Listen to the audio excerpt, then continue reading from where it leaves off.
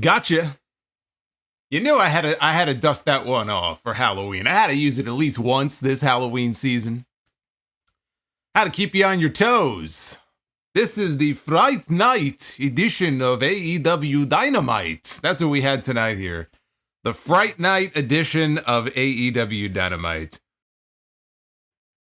Yes, indeed. Always love a good zombie Solomonster appearance. Welcome to the Fright Night Dynamite review. I am the Solomonster.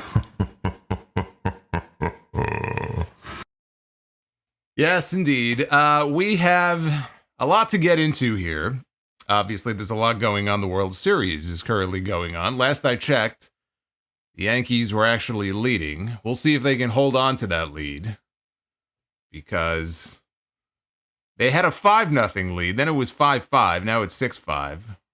We'll see if the World Series ends tonight or if it extends. My prediction was Dodgers in 6, so we'll see if my prediction comes true. But for Dynamite tonight, which is what I was focused on, it was a good show. I like Dynamite tonight. It was a much better show than last week. And a much better show than a lot of the Dynamites that we have gotten in recent weeks. The Almighty is All Elite. That's going to be the big headline coming out of the show tonight. Bobby Lashley has arrived. I think we all knew this was going to be his destination. Tonight, though, they made it official. And he did make an appearance on Dynamite at the end of the show after the Swerve, Strickland, Shelton, Benjamin main event, which I thought was very good. That's on top of an excellent tag team championship match between the Young Bucks and Private Party that saw the Young Bucks lose the AEW tag team titles. Finally, our nightmare is over. Private Party, 5 years now into their run, over 5 years in AEW, they finally struck gold.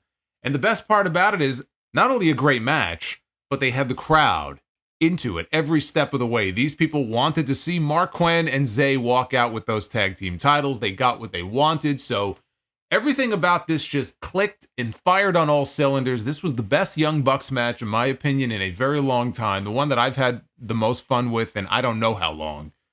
So I loved that match. Those were really the two highlights of Dynamite tonight. The low light of Dynamite, and this is not the first time that I am sitting here saying this, but the low light involved Mercedes Moné.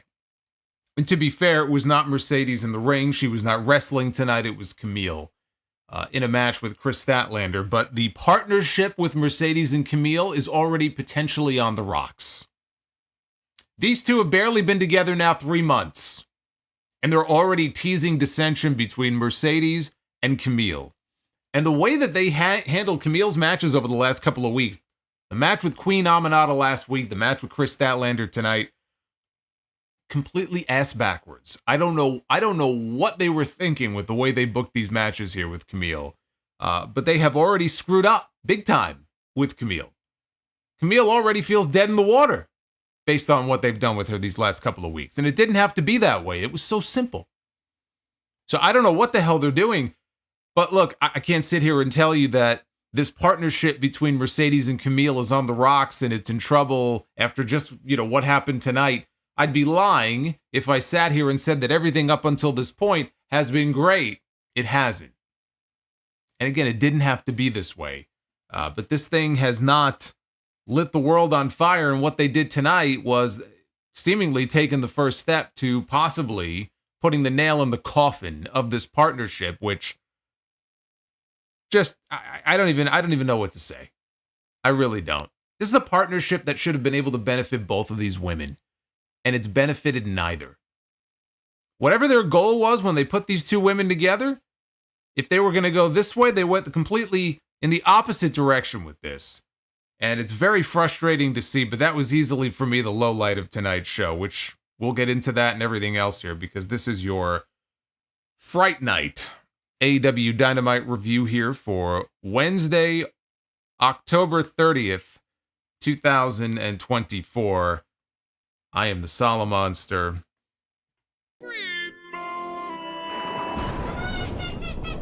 Oh, Halloween Bree mode has been activated by David Thiering, coming in with a $25 super chat. Hey, it's the clown. We may have to switch the Clown to Jericho. Hey, Bully the Clown has not made an appearance here on one of these streams in a very long time. It's been quite a while since we've seen Uncle Bully. There he is. I've seen enough of Bully Ray this week. I think Bully Ray has gotten enough screen time. I don't think Bully Ray needs more screen time here on this stream. We have got a lot of people who are going to be filtering on in here, so let me just let you know that Super Chats are open, obviously, as you can tell. YouTube has a new feature, and so I am trying it out for the first time here tonight. You will notice, well, first of all, there are a couple of spooky Super Chats. A couple of the Super Chats have been spookified, or spookified, whatever the word is. But if you are in the live chat right now and you look on top, you're going to see a little target icon. Right now it says 5 out of 15. So I have set a goal of 15 orange, which is I think 20 and above, $20 and above Super Chats. And if we get 15 orange Super Chats in particular, you can offer some kind of a reward to the audience. This is my first time using it, so we're going to give it a shot. And the reward is a bonus round of Be the Booker. That is assuming that we hit our usual goal and do Be the Booker. You'll get a bonus round of Be the Booker, a bonus game, if we can hit the goal. So there it is. The goal is there for you if you want to try to attain it. Hit that subscribe button as well, and make sure notifications are turned on. I also want to wish a very happy birthday for when he does listen to this to Molly, celebrating a birthday tomorrow. He turns 36, and I know he had some minor surgery today. I've got one myself coming up next week. Hopefully it went well. Hopefully you are doing okay, and I hope you enjoy your birthday. So, and that's very cool too. A Halloween baby. That's pretty cool. Halloween, of course, my favorite holiday. Let's get into this show here, because we have the Blackpool Combat Club. That is the number one storyline. The dominant story right now, of course, is Jon Moxley and the BCC holding the AEW World Championship hostage. They have been running roughshod over everybody in the company, and they have been beating everybody up. So, of course, they opened the show with a video showing the chaos at the arena last week. And we have Claudio. He's talking and saying 5 years ago, Jon Moxley built this place, blah, blah, blah. Anyway, we hear a voice in the background. And the voice sounds like Orange Cassidy. And then they cut back live to the arena, and the voice is saying, cut it off, cut it off. So he's walking down to the ring with a purpose. He's like power walking down to the ring. So he interrupts the video package. Cassidy gets into the ring, and he said that he doesn't do this. He said this is not who he is. He's not a leader who comes out and talks for 10 minutes after last week seeing his best friend Chuck Taylor get his neck crushed by a chair. He looked around, and he was surrounded by people that he should not have been surrounded by. Said they were very young. They were the future of AEW, who have no idea the danger that they are in. They have no idea how dangerous Jon Moxley is. So he knew right then and there what needed to be done. If Moxley has his way, he said there is no future for AEW. Cassidy, these fans, they don't exist without AEW. He needs to cut the head off the snake and make sure that nobody else gets hurt. He will do it alone, and he will do it to protect everybody. Then he took his shades off, looked into the camera, and he challenged Jon Moxley to a match at Full Gear for the AEW World Heavyweight Championship. Said he's going to take it out of Moxley's bag and put it in his backpack. Well, for the record, it's being carried around now in a briefcase, not a bag, but the night that he won it, they put it in a bag, and they looked like it was like a bank heist, and they took it away. And we haven't actually seen the championship since. I guess it's supposed to be in the briefcase that Marina Shafir is carrying around every single week.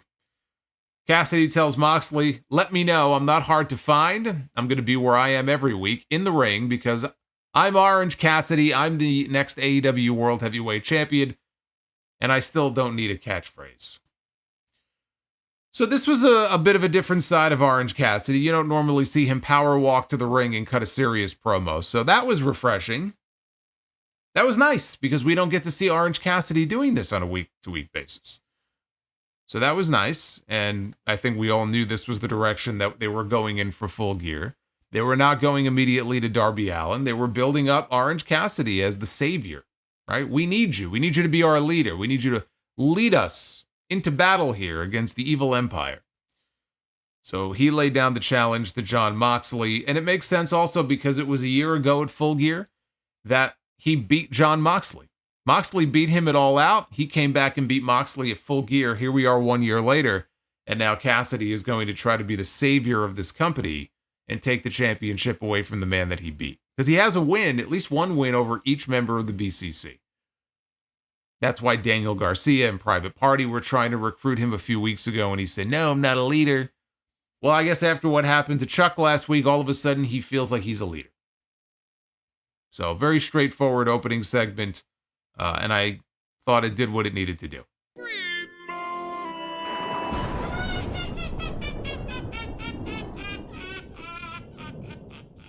There it is. One of those spookified super chats, Halloween Brie mode. I love you, Solo. You are my tribal chief. Natasha, thank you, Natasha. Happy Halloween. Save some candy for me. Thank you for the super chat. I am the learning tree. Oh my God. Thanks, guys. Oh boy, it's the Halloween learning tree. You better enjoy it because you only get it for one night. It's the amazing Gunther. Jerry Lawler loves Gunther. One night.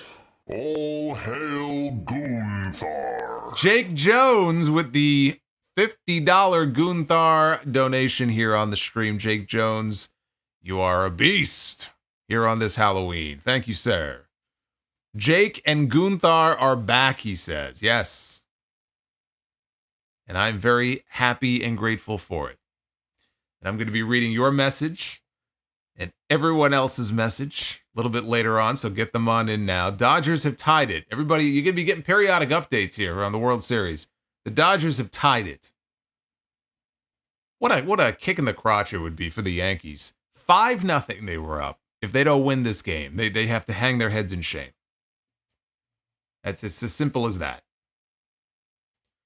Adam Cole, his first match back since September of 2023. He went one-on-one on this show against Buddy Matthews. And I will say, look, I'm not going to come on here and talk about Adam Cole's physique relative to Buddy Matthews. Obviously, Buddy Matthews, you know, he works out in the gym. The guy is just, you know, he's built. He looks like he could go in there and smash you into the ground. Adam Cole does, and he can wrestle circles around you. Clearly, in this match, Buddy Matthews had the advantage physically, right? He had the strength advantage in this match, but it was just very jarring when they came face to face in the middle of the ring. And here you had Adam Cole, who looked like, I don't know, he looked like he dove into a vat of spray tan. Either that or he's got some kind of liver disease because he looked jaundiced. He was glowing, but he stood there, and it was quite the discrepancy between him and Buddy Matthews when they came face to face in the middle of this ring here. And so he backed Cole into the corner after multiple lockups. He was demanding that Cole bring it. He was testing him here because remember what he told him on the show last week? You're fragile. I challenged you to a match because you're fragile.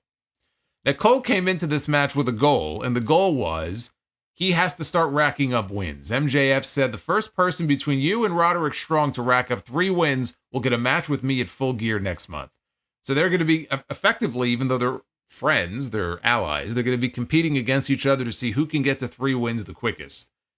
And so Cole had to get this win under his belt if he wants that match with MJF on the pay-per-view next month.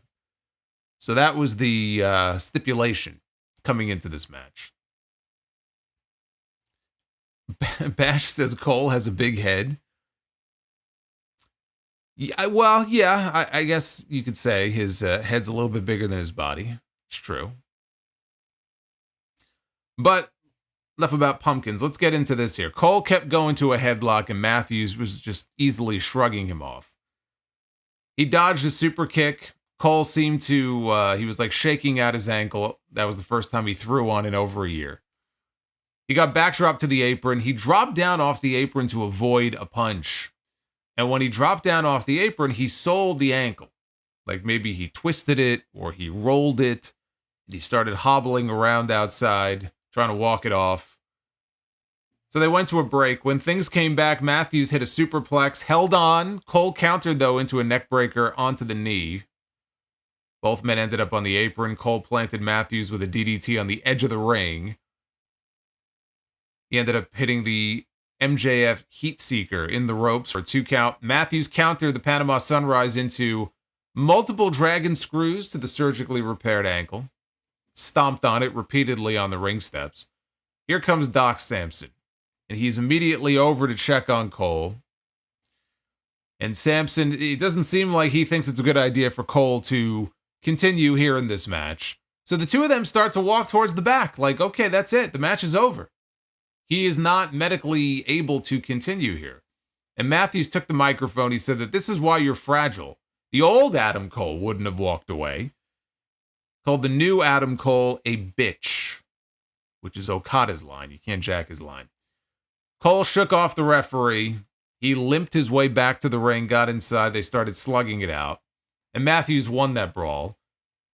Continued stomping away on the left ankle. And Cole was able to lure in Matthews, took the leg. It led to multiple super kicks. The doctor ended up tending to Cole again, who was down on the mat, favoring the ankle. Matthews threw the towel to Cole, told him to throw it in and just quit. So Cole threw the towel back at his head, hit another super kick, and then a Shining Wizard for a close 2. Cole again went for a Panama Sunrise. Matthews hit a pump knee, buckle bomb, and then another curb stomp. Cole kicked out at 1 this time. Then he caught a charging Buddy Matthews in the corner with a super kick and finally hit the Panama Sunrise. Matthews rolled outside. Cole hit another Sunrise off the apron to the floor. And then back inside, Cole lowered the boom, and he pinned him to secure his first win in over a year. After the match, Cole took the microphone. He thanked Matthews for reminding him who the real Adam Cole is. Thank you for continuously stomping on my ankle and trying to re-break the ankle I just spent 13 months trying to heal from. But then again, I guess once the bell rings, it's all fair. You know? Once the bell rings, you do what you got to do to win. Cole didn't seem to mind, and in fact, he thanked him for it. He put his hand out for a handshake, and Matthews accepted, but then the lights went out. And when the lights came back on, it wasn't Buddy Matthews shaking Adam Cole's hand, it was Malachi Black. That got a reaction from the crowd. The crowd seemed pumped up to see that. Cole slowly backed off, and the announcers questioned if this was the next step that Cole would have to take before getting his hands on MJF at Full Gear. As far as his the tan aside, as far as his in-ring, Cole looked fine. You know, he spent a good chunk of the match selling the ankle. I figured that would be the case because you can't be out for over a year and not play up the fact that, hey, he might not be fully recovered or make that a target. Did the same thing with Randy Orton when he came back, right? Randy Orton missed 18 months with a broken back. How many times since Randy Orton has come back have they brought up the bad back? Right? They even did that in the match with Gunther at the Bash in Berlin. That's what you do when somebody is laid up with a back injury, with a knee injury, with an ankle injury, with a neck injury. You go after it. You make it the story of the match. Bryan Danielson basically made the story of the year for him in every match he was in. You thought this guy was going to end up with a broken neck. So that was the story they told here, and Cole was able to persevere, and he was able to pull it out in the end. And, you know, he was a little hesitant at the beginning of the match, like maybe he was a little unsure of himself. But in the end, he picked up the win. Not a surprise there. And then once Buddy Matthews basically bitched him out, pulled his punk card, called him out for not being tough, you know, that's when he sort of woke up and they kicked it into the second gear. And now they, not only did they tease Adam Cole and Malachi Black having a singles match, it has now been officially announced for Dynamite next week. It will be Adam Cole going one-on-one with, and I think it might be, I don't remember if these two had a match in NXT. Because I think their time in NXT would have overlapped. And I want to say they did, but I honestly don't remember. But if they have had a match, it's been a very long time. So that is a very cool match for the card next week. And so for Cole, 1 down, 2 to go. If he can rack up 2 more wins, he'll get MJF at Full Gear. Renee was backstage with Private Party. They did, right? Okay. In 2017, Adam Cole and Malachi Black wrestled. And I figured, because their time in NXT, I knew it overlapped. So I would have been surprised. They had a no DQ match in 2017. That makes sense. Renee was backstage with Private Party and Christopher Daniels, who brought up SCU breaking up 3 years ago, being put in a similar position as the one Private Party finds themselves in tonight, because Isaiah Cassidy was the one who said, look, if you guys beat us, we'll get our rematch for the tag team titles. If you beat us, Private Party will break up. We will be no more. Well, that's what happened with SCU 3 years ago. They lost, and that was it. Daniels and Kazarian were no more.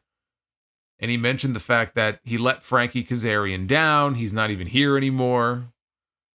Daniels reminded Zay and Quen what they're risking tonight, and Quen said they're good, and Zay said that they're leaving Cleveland the next AEW Tag Team Champions. They seem very sure of themselves, and as it turned out, they had good reason to.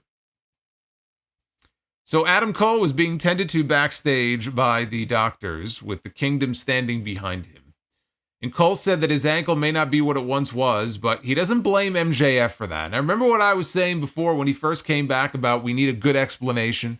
We need a good promo from Adam Cole, really trying to make sense of things. And I said, one of the most logical routes for them to take would be for him to bring up the injury. That cost him over a year of his career. And it didn't happen in a match. MJF didn't attack the ankle, but he came out in support of MJF at Grand Slam last year, jumped off the ramp and broke his ankle, to the point where apparently his ankle bone later disintegrated when he underwent surgery. That's how bad of a break it was. They had the floating piece of ankle bone. They went in there, and when they grabbed it, it disintegrated. What is with some of these people in AEW with these horrendous injuries where their body parts just get pulverized? CM Punk said that when he smashed his foot on that guardrail and broke his foot was pulverized. That's what the doctors told him. Pulverized the bone. Adam Cole breaks his ankle by hopping down off the apron, and his ankle just disintegrates. These people need to get more milk in their diet. It's good for your bones. But here, he brings up the ankle. And he says he doesn't blame MJF for being the one to, injure him or whatever. He doesn't blame him for that. He doesn't blame MJF for being a bad friend for never checking in on him. He blames MJF for pretending that they ever would work together as friends to begin with. He said guys like him and MJF are meant to be enemies. He said MJF would have betrayed him the first chance he got. He pointed to what MJF did to Wardlow, which is the first time his name's been mentioned in at least 6 months. Sammy Guevara, Daniel Garcia. He said MJF needed to be taught a hard lesson. He said what they did to him, back at World's End, it may have been extreme, but it needed to happen. And he said that he cares about AEW and its fans, and MJF has never been a part of the team. He never will be. Cole said that he will get his hands on MJF at Full Gear, and he will be happy to teach him another lesson. And he said that it was 1 down, 2 to go. Roderick Strong, again, he's got the same challenge that Cole has, where he has to win 3 matches first if he wants to get his hands on MJF. And he was standing there in the background clapping, like rooting his friend on, even though they're in direct competition with each other. We are definitely going to get Adam Cole and Roderick Strong at the end of this. That's going to be the deciding match to see who goes on to Full Gear. You can see it coming from a mile away. But he chose here, or they chose for him in this promo, specifically to not have him blame MJF for the injury. I don't blame you for the injury. I don't harbor any ill will against you for the injury. And, with MJF being a heel now, they decided to go with the idea that he just would have inevitably turned on Cole anyway. See, he was a scumbag all along. So we were justified in what we did. We were being proactive instead of being reactive, is basically the explanation that they went with here. I'll say this. It's at least better than what we got from him in that first promo on Dynamite when he came back. I thought that first promo missed the mark completely. It was not good enough. This was a little bit better. I did. If he would have come out and cut this promo on that Dynamite, I think I would have been okay with that. I would have been better than I was with the promo we got. Even though I still feel like you could have taken that injury and you could have, as serious as it was and why he was out there, you could have weaved it into the story. But at least they took the time here to try to give us some semblance of an explanation that was better than what we already had. So I'll give them that. The newly bald Kyle Fletcher, who shaved his head last week to avoid any comparisons from here on out to Will Ospreay. He's trying to be his own man. He does not want to be compared to Will Ospreay, so he shaved his head in the middle of the ring. He came out with Don Callis. They came out on stage. Fletcher said that he was a man of his word, and he called out Will Ospreay. He said he was going to do it this week. He was going to come out here. He was going to call out Will Ospreay, and he did. And he pointed, he looked at the tunnel, nothing. Introduced him again, nothing. So Will Ospreay didn't come out, but somebody else came out. His Aussie Open tag team partner, Mark Davis. I mentioned his name recently. Here he is. He's back. We have not seen Mark Davis in a very long time, and he did not look very happy. He's been out for a year. He snapped his wrist at WrestleDream last year. We have not seen Mark Davis since. I don't know when he was medically cleared. He could have been cleared months ago, for all we know. They just haven't had the chance to weave him back into the storyline. Or maybe he was only recently cleared. But that's why he's been out for so long, and Kyle Fletcher got the singles push, because otherwise he would be sitting on the sidelines doing nothing. So it benefited him to be friends with Will Ospreay, because I'm sure Ospreay said, hey, I want to work with Kyle, and he's been getting a bit of a singles push. So Fletcher went for a hug. Davis put his arm out, and he stopped him. Davis said that Fletcher called out Ospreay knowing full well that he was laid up at home. And Davis said that he and Fletcher called Ospreay their brother. Fletcher said that he's opened his eyes to the truth, and he credited Don Callis with helping him see who Will Ospreay really is. He told Davis to forget about Ospreay while adding that he's sure Ospreay has forgotten about him. Fletcher says that he made sure that Davis would always have a spot in the Callis family. And Davis said that they had an empire. We don't need a family. We had an empire. Right? The United Empire. But Fletcher destroyed it. And Davis went to go walk off. And Fletcher said, a day will come soon where you will have to make a hard decision. And Kyle said that he's shown that he has no issue cutting the past loose. So they left the door open for an Aussie Open reunion. We may end up getting a singles match between them. It doesn't mean that Aussie Open will not be reunited down the road. I think if you're Mark Davis, you're hoping and praying that Aussie Open does reunite at some point soon, because I don't really see much of a future for him if he's not going to be paired up with Kyle Fletcher. I'm sorry, I just don't. And frankly, it's not that much better for Kyle either. Kyle at least has a shot, because Kyle, I think, has tried to make the most of the singles run that he's been on. And they're obviously building to a match with him against Will Ospreay, so he'll be in a good spot with that. But if you're Mark Davis, and I said the same thing about Private Party last week when they were teasing the idea of breaking those two guys up. I said, you don't want to do that. It's going to be death. It's going to be absolute death for Mark Quinn. It's going to be death for Isaiah Cassidy. And I say that as someone who thinks Cassidy could one day get a singles push. I could see him, being a single star at some level. But it's just not going to be good for either one of them. In a company as big as AEW, with all the names and all the talent they have, you're not going to split up Aussie Open and give Mark Davis this huge singles push. You're not going to split up Private Party and Mark Quinn is going to go on to do these huge things in AEW. You just got to be realistic about it. It's just not going to happen. And so if you're a member of these teams, you're looking at this and going, well, I don't want to end up being the Jannetty of this team here. And I see the lay of the land in this company and the talent that still is being brought in by Tony Khan. I don't have a shot. I'll be on fucking Rampage until the end of the year, until they get rid of Rampage. And then where am I going to be? Then there's no Rampage anymore. If I'm lucky, I'll make it on Collision. I still think Aussie Open gets reunited. just because it's the one thing that really makes the most sense to me. I am the learning tree. Thanks, guys. Chester Red Wolf. Chester Red Wolf with the spooky learning tree. Thank you, Chester. I want to make sure I clarify that is Chester Red Wolf, not to be confused with the infamous Chester the Molester. We don't deal with him here on these streams. He's been buried in the backyard. Chester. Thank you, Chester. I'm being told, by the way, the update, World Series update. Apparently the Dodgers now have a 7-6 lead. End of the 8th inning, Dodgers lead 7-6. Oh boy. Oh boy. This is going to be bad. This is going to be bad for the Yankees. I feel for your fans. Except that one douchebag from the game last night who should be banned for life from ever being allowed inside of an MLB stadium ever again. I'm sure many of you saw that. That is one of the most ridiculous things that I've ever seen.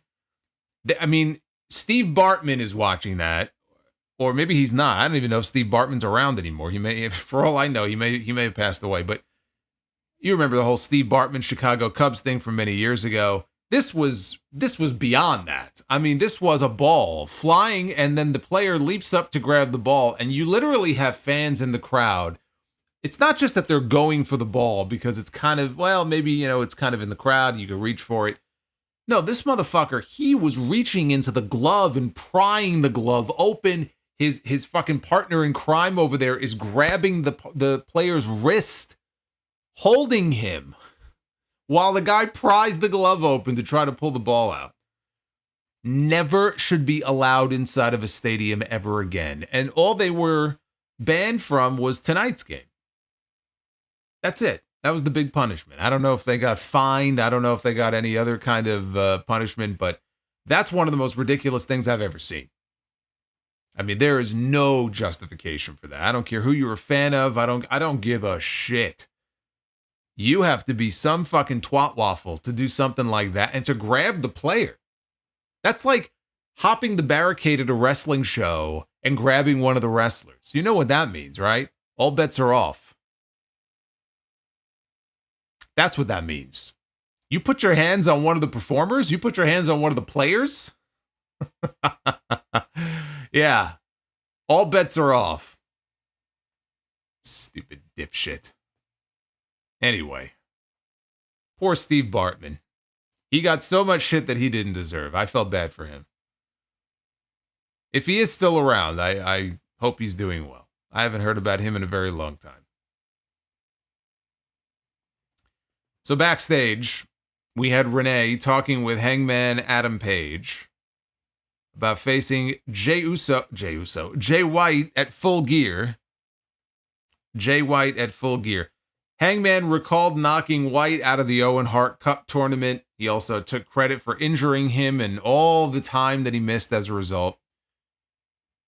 He also talked about their record against each other in their career, 4-1. And he said there's no such thing as redemption. There's only wins and losses and the consequences that follow. Page knows that Jay White is going to go for his bad leg, but White won't know what his strategy is going to be. Will he hit him with a steel chair? Will he choke him out as his friends watch? Will he burn Jay White's house to the ground? He is certain that at the end of Full Gear, when he beats Jay White, he will leave him, like many others who have stood in his way, hurt with less than he had before. He said, Jay White, I will leave you behind.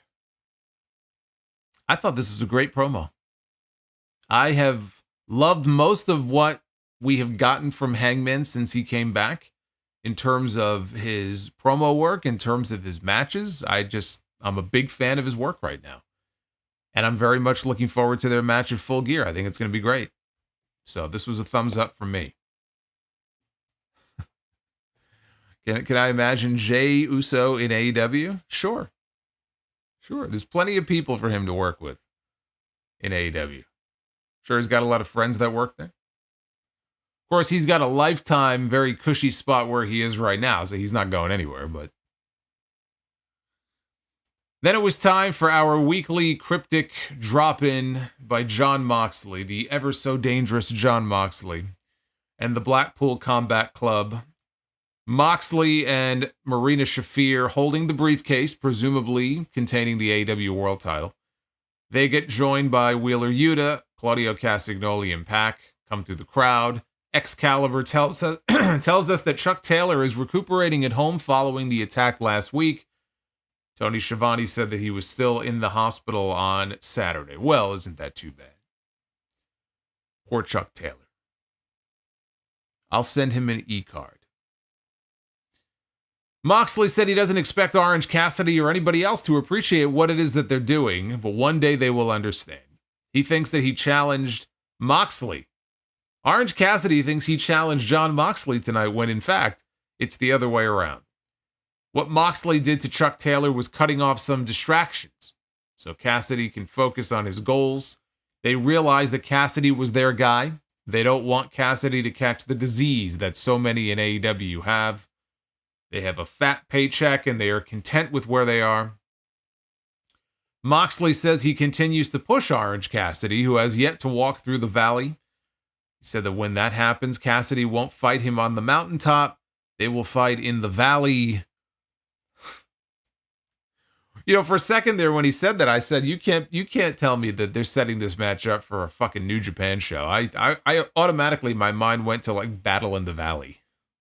I hear Valley. I'm also reminded of a great little movie that you probably never saw, but you should check out one day from many years ago called 2 Days in the Valley. James Spader is in that one. You should check it out. Moxley said that he is prepared to die in the ring, and he hopes Orange Cassidy is prepared for the same thing. Cassidy thinks he's pulling the strings, but why don't we find out about that right now? So Moxley whispered something to Claudio, and at that moment, all of a sudden, Pac and Marina Shafir grab a hold of Wheeler Yuta. And Claudio goes outside the ring, and he grabs a chair, and he places it around Yuta's neck. They're going to sacrifice Wheeler Yuta. Here comes Orange Cassidy. He sprints down to the ring. Immediately, he gets beaten down.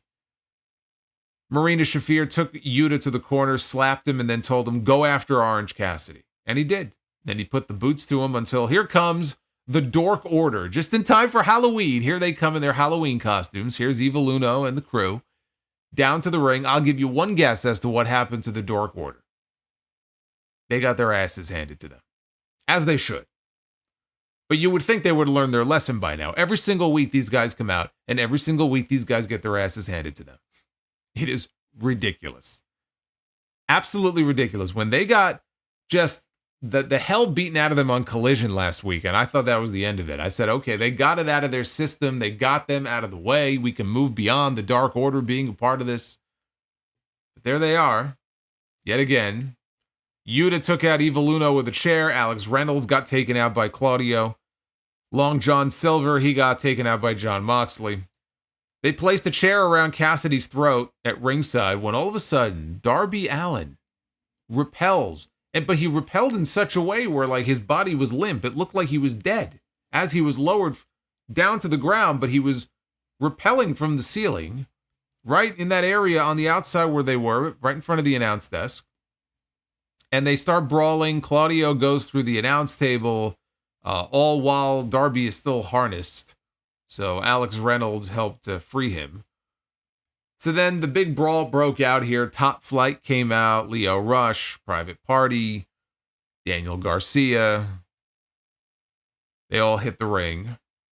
And the numbers game was finally against the Blackpool Combat Club. Castagnoli and Pac, they brawl through the crowd with everybody. Shafir and Moxley, they bailed only after Moxley took an orange punch. Private Party was left alone in the ring, and now we hear the music of the Young Bucks. They make their way out. Coast was clear, so of course they make their way out. And so this was kind of a unique way for them. We don't see this on AEW TV very often where they transition in this way from one segment to the next. So you had this big brawl that broke out and the BCC retreats and it's just boom, right into the next. Private Party's already out there. Here come the Young Bucks. So I kind of like that. I like the way they did that, transitioning from one to the other without taking a break. As far as the segment itself, again, here we have the mid-card brigade coming out and many of them getting their asses kicked. At least this time, they had the numbers advantage. And the heels had to flee. And it wasn't a case where the BCC just beat everybody down and that was it, and left them laying. That's the best thing I could say about this. But, again, how many more weeks before people start to really check out if we don't get some bigger names involved? We had one tonight. Darby showed up, right? We haven't seen Darby since Wrestle Dream. So we did get Darby Allin. That's good. But people are waiting for the bigger names to show up here and stand up for AEW. And there are two names in particular that may be standing up soon for AEW, and I don't even want to think about it. But based on what they did tonight, it sure looks like what I teased last week is exactly what's going to end up happening. We'll get to that as we get to the end of this next match here, because we had a tag team championship match. It was the Young Bucks defending their titles against Private Party. Private Party must win. They lost at Wrestle Dream. They have to win here. If they don't win, Private Party is no more. The party is over. The party has been raided by the DEA. That's it. It's over. They're shutting that shit down. The club is closed. So it was win or go home. Do or die here for these two men. Let me just break real quickly here to let everybody know that we have, if you're wondering what that target icon is in the live chat, testing out a new feature here on YouTube. So if we hit 15 orange super chats, we will do a second round of Be the Booker, assuming we do a first round of Be the Booker, which will depend on whether or not we hit our likes goal. I know people are going back and forth with the World Series right now. There's a lot going on. Hopefully that game will be over shortly. Where are we anyway with that game? Let me see what the update is. Oh boy. 9th inning, top of the 9th. 7-6. Dodgers lead, not looking good. Maybe there'll be some Yankee magic in the bottom of the 9th. Maybe they'll pull it out. What do you think? We'll see. This was, as far as this match here, this was truly the first great moment I felt on Dynamite in a hot minute. And I had more fun with this Young Bucks match than I have any other Young Bucks match in a very long time. So I loved everything about this, just about everything about this. Nick Jackson sent Mark Quinn over the top to the floor early in the match, and he was running distraction with referee Rick Knox. That allowed Matt to grab the ring bell. Quinn managed to rip the bell away from Matt, and he went to go hit him with it, but Matt moved, and Mark Quinn blasted Isaiah Cassidy with the ring bell and split him open.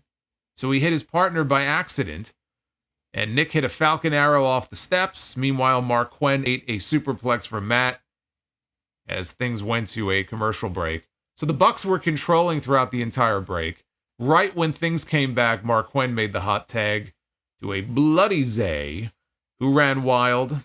Private Party fired off some double team super kicks, went up top for stereo 450 splashes, only got a 2 count. Poetry in Motion hit. But while going for a second one, Nick Jackson countered into a destroyer, followed by an assisted sliced bread and a double stomp pendulum powerbomb for a 2 count. You got all that? That's a lot going on there, but it's a Young Bucks match, so what do you expect? There's always a lot going on. Nick low-bridged by Mark Quinn, who hit a springboard moonsault, and then a suicide dive on Matthew, and then another somersault dive back out onto Nicholas. Quinn took too long to follow up. He got flattened by a Doomsday Device punt kick. And the Bucks dragged Mark Quinn up the ramp. Rick Knox brought the Bucks back to the ring. While he was doing that, though, and he was distracted, again, it doesn't take much to distract Rick Knox. You take a flashlight, you shine it around on the floor. You'll take care of him for a good 15 minutes. Get a ball of yarn, start throwing it around, right? It doesn't take much. So while Rick Knox is preoccupied, Kazuchika Okada, the Continental Champion, he shows up on stage and he delivers a tombstone pile driver to Mark Quinn on the stage. And that's it for him. I mean, seemingly that takes him out of the equation here. Meanwhile, back in the ring, Zay is the victim of a powerbomb and Zaguri combo Nick hits a springboard Hurricane Rana into a cutter by Matt. So basically their version of a gin and juice, which is Private Party's finish. And Excalibur called it the milk and cookies. Zay ate a super kick party, but he kicked out. And here is where the crowd really started reacting, because they really wanted to see these two walk out with those tag team titles. So that got a good reaction, and you'll find if you watch the match, with each passing near fall, the crowd was more and more behind Isaiah Cassidy. So the Bucks called for the EVP trigger. Zay collapsed, though, before they could pull it off. They went for it again. Zay ducked, and the Bucks collided knees. He got a small package for 2.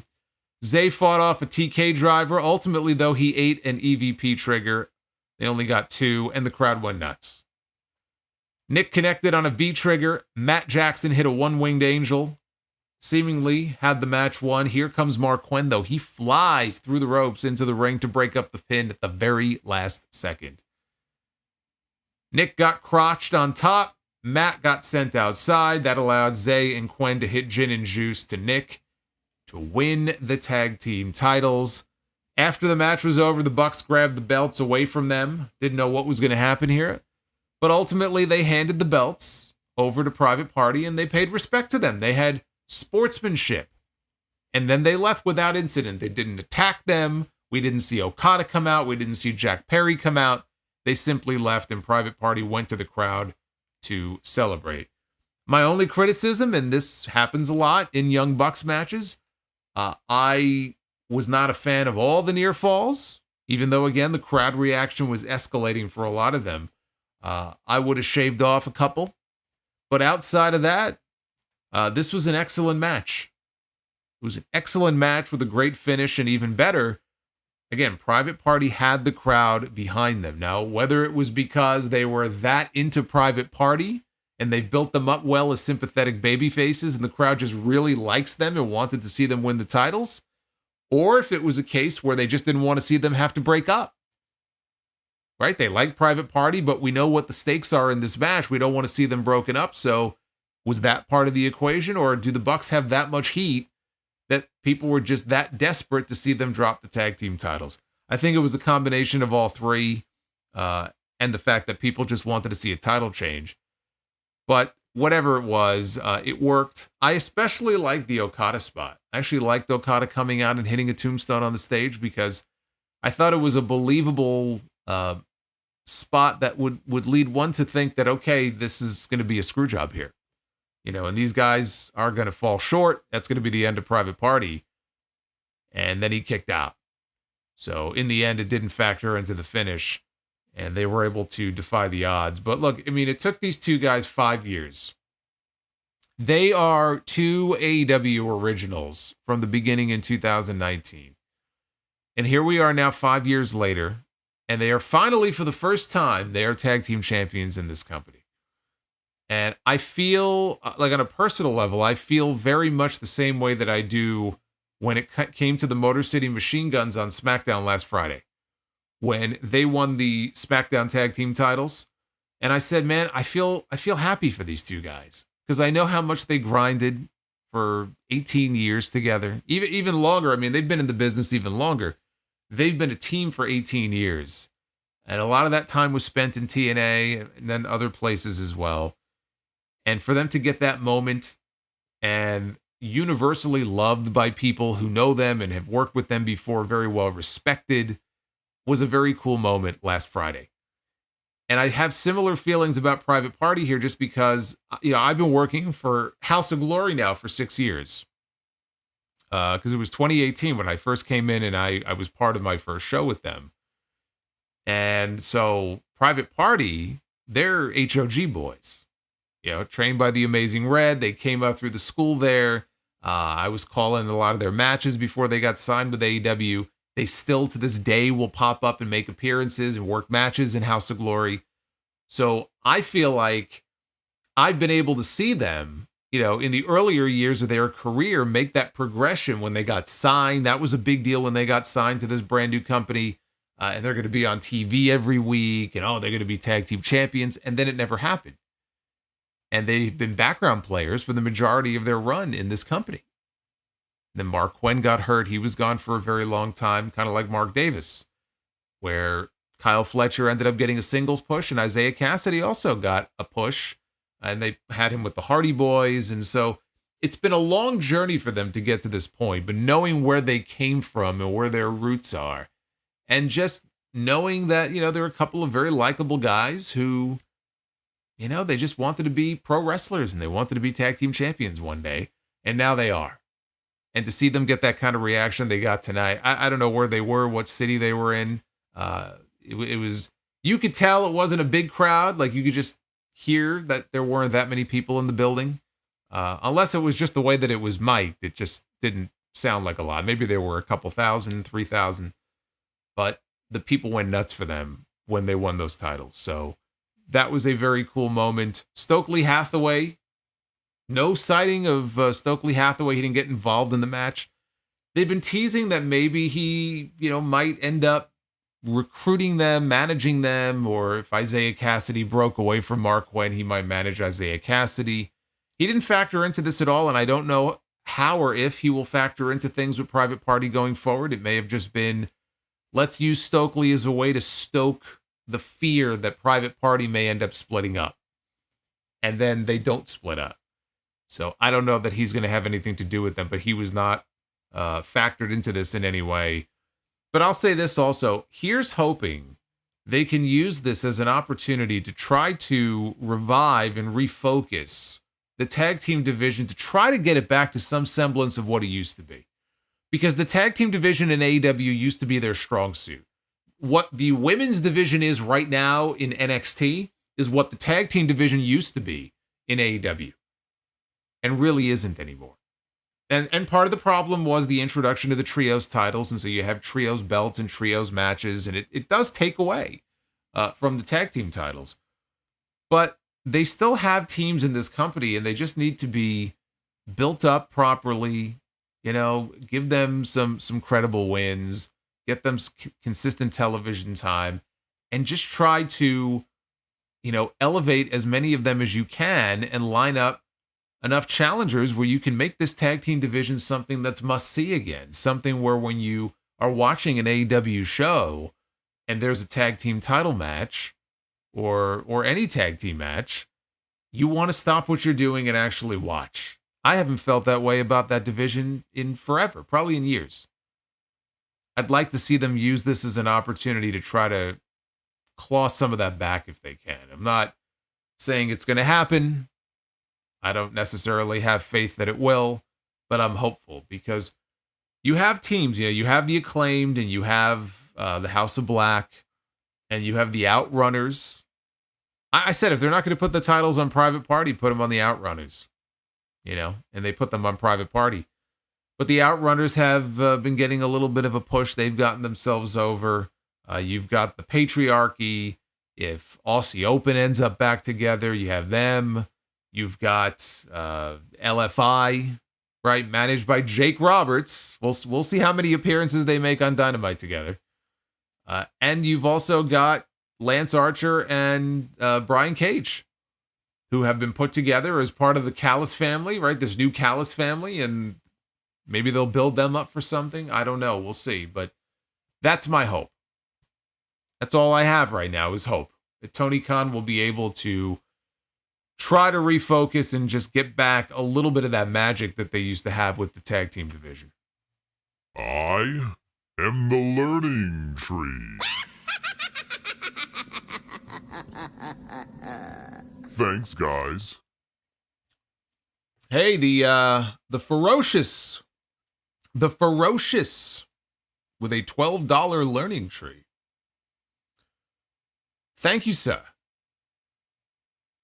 Appreciate that. I love we you, gotta Solo. You are we gotta my check. tribal chief. We might have an update here. We might. Oh boy. Oh my goodness. We have a World Series spoiler. The World Series has come to an end. And the Los Angeles Dodgers are your 2024 World Series champions. So I predicted Dodgers in 6. They ended up going, what was this, game 5? I was only 1 game off. But I said at the beginning, dude, look, I said the Dodgers they were a better team. They were better than the Mets. They were better than the Yankees. The Mets fared better against them than the Yankees did. And I really, honestly, I believe that if the Mets could have made it through that round, we got the Mets and Yankees in the World Series, we would have won the fucking World Series this year. And it pisses me off. But you can't be angry about the Dodgers just playing better baseball. Simple as that. The Yankees fell asleep at a time when they needed to wake the fuck up. And it just didn't work out. And for the Mets, you cannot leave that many people on base the way that we did and expect to win games and win series. You can't do it. We left people on base so many times. You could create an entire new wrestling promotions roster just out of the number of people that we left on base in that series. If you can't bring people home, you can't score runs, you can't win games. It's as simple as that. So I was disappointed when the Mets got bounced, but I wasn't devastated or anything like that. I was like, you know what? We got beat. And that's what the Yankees are going to have to reconcile. They got beat by a much better team. I will say I'm happy for Freddie Freeman. Freddie Freeman is a good dude. Ohtani, but Freddie Freeman, I'm happy for him at least. But you make mistakes, you don't win baseball games. That's the way it works. Sounds so simple, doesn't it? It sounds so simple, but it's the truth. All right, Renee was backstage with Jamie Hayter and Penelope Ford, who said that everybody seems to have forgotten who she is, including Jamie Hayter. Ford has gone through glass, barbed wire. She mentioned having skewers in her head. I have no memory of this. Okay. Apparently Penelope Ford had skewers in her head. Maybe it wasn't in AEW. Maybe it was on the independent scene. I don't know. Skewers in her head. So she's going to take what Jamie Hayter took from her. And Hayter said that next week she's going to mop the floor with Penelope Ford. She better. They got to start building her up for something big early in 2025. We got footage of the ladder war. Oh, here we go. From last week, and Chris Jericho defeating Mark Briscoe to win back the Ring of Honor World Heavyweight Championship. And we go to the stage where the Learning Tree crew is standing by live in the arena. It is Chris Jericho, it is Big Bill, it is Bryan Keith. And Big Bill said that teamwork makes the dream work, only if the team works together. Jericho then does the douchiest thing that you can imagine, and he brings up the Wrestling Observer newsletter and Dave Meltzer. Not the first time that the Observer and or Dave Meltzer have been name dropped on AEW television, which is just absolute fucking cringe. And here we have Jericho saying that Meltzer said that the match last week in the newsletter is going to be remembered for a long time. And he gave the match 4 stars. And it's just so cringe. And I guess that's the point of the gimmick.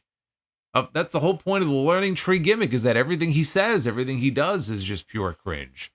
So maybe he's bringing up Meltzer because that's the point, but it went over like a lead balloon because nobody gives a shit. Nobody cares, and honestly, it's embarrassing. You don't even need to mention his name on television. You don't need to mention the Observer and 4 stars and 5 stars. We already know what audience you're catering to. You don't have to make it any more obvious. This is why the numbers don't go anywhere. This is why the numbers are flat or they go down, because you are just appealing to the one audience. We know this already. You don't need to keep reminding us. So I see Jericho out there, and now he's out there talking about Dave Meltzer, and it took everything in me not to just say, you know what, I'll come back to this later. I don't want to watch this. I don't want to see this. He thanked Briscoe for helping him fulfill his prophecy of becoming the Nueve. And then he mistakenly called Cleveland Cincinnati, which got him some heat. Then he brought up Terrifier 3, which he has a small part in.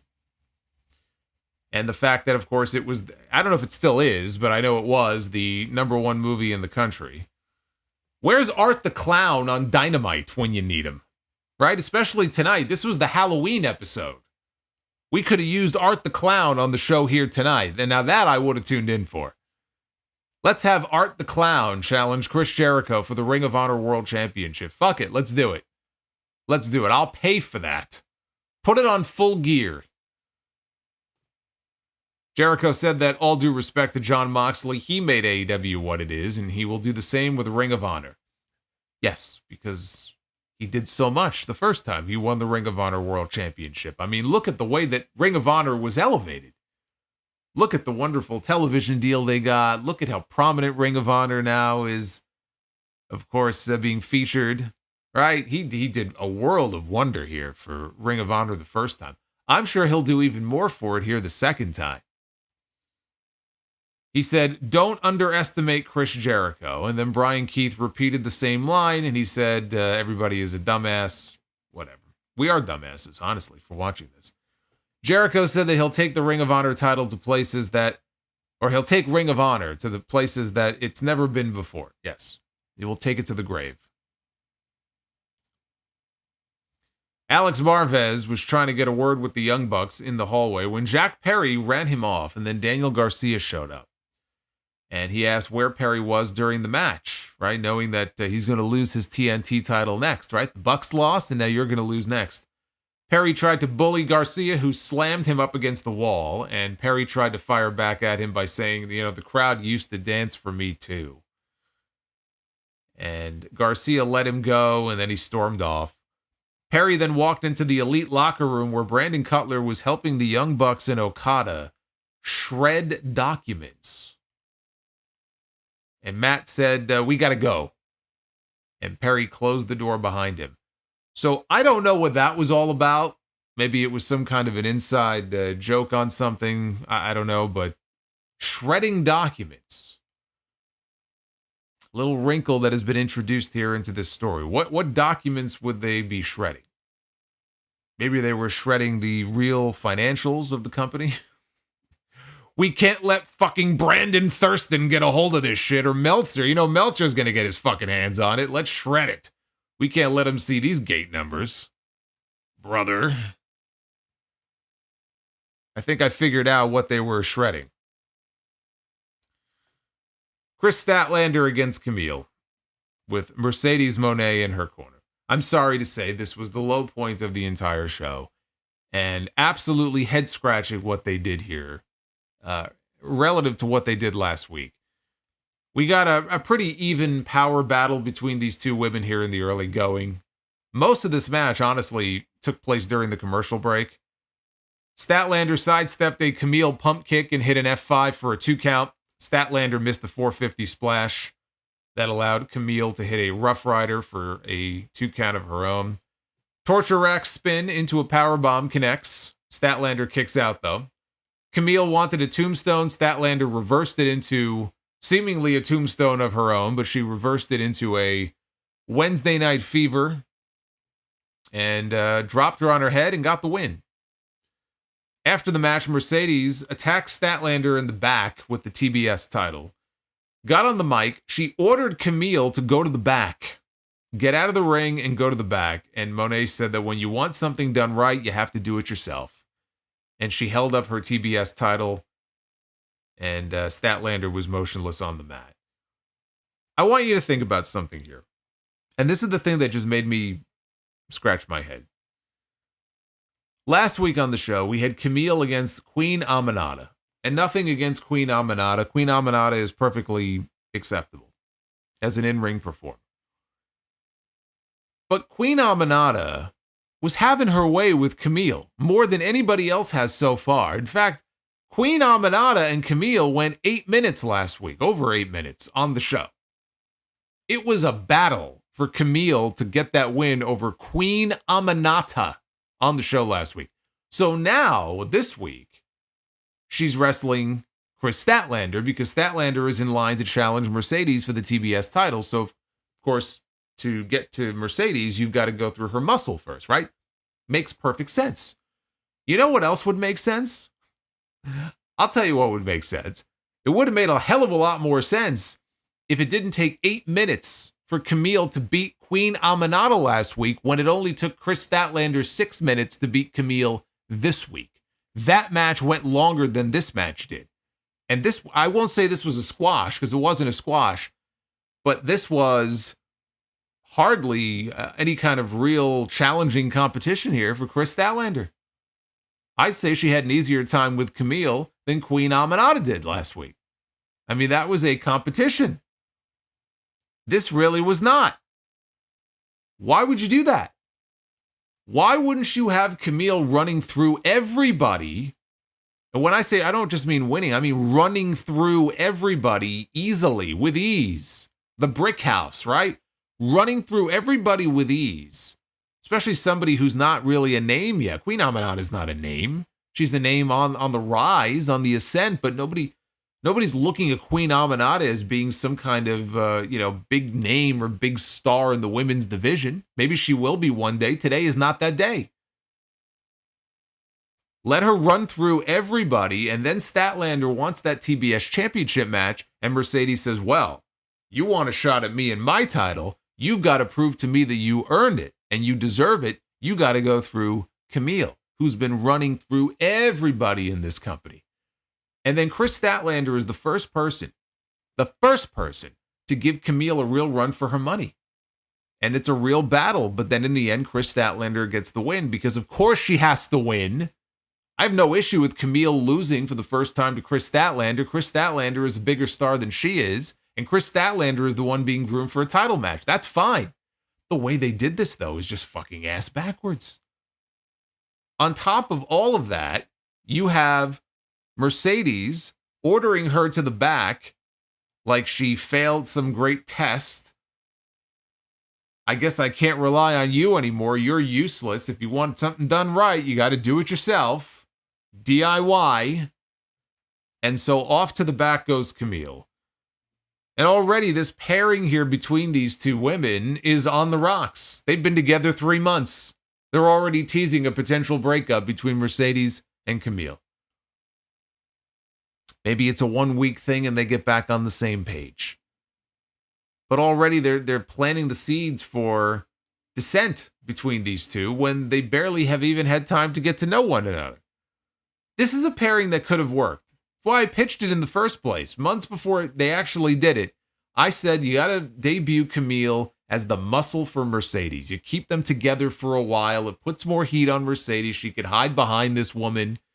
And then eventually, if you play your cards right and you book this the right way, the first person to beat Mercedes and maybe even take the TBS title from her a year from now could be Kamille. If you play things right. 3 months in, we're already talking about them possibly being broken up, and Kamille is made to look like just any other woman on the roster. Tell me what it is after these last couple of weeks. Tell me what it is about Kamille that makes her look and feel any different than any of the other women they have right now in that women's division. Does she feel special in any way? No, of course not. She could have, but the booking for her so far has been fucking horrendous.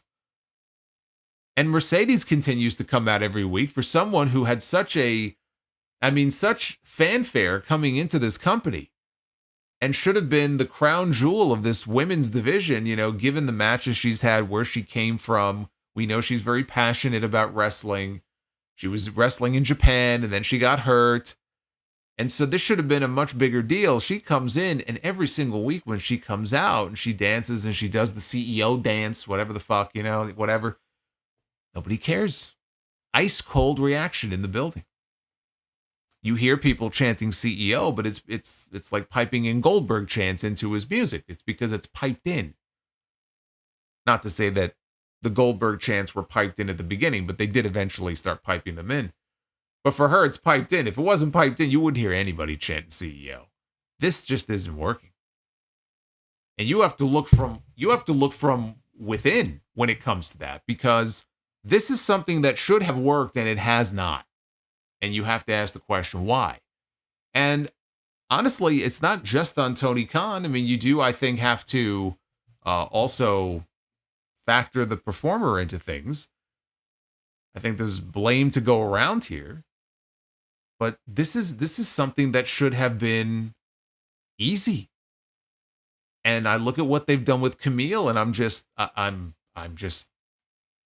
I don't know. I'm flummoxed by this. I know I shouldn't be, because it's not like Tony Khan hasn't made me scratch my head before with the booking of some of the people on this roster, but this is another in a line of examples that I just don't understand, and it's just clearly not working out in the way that I thought it would. Fucking ass backwards what they did here. Already it's on life support.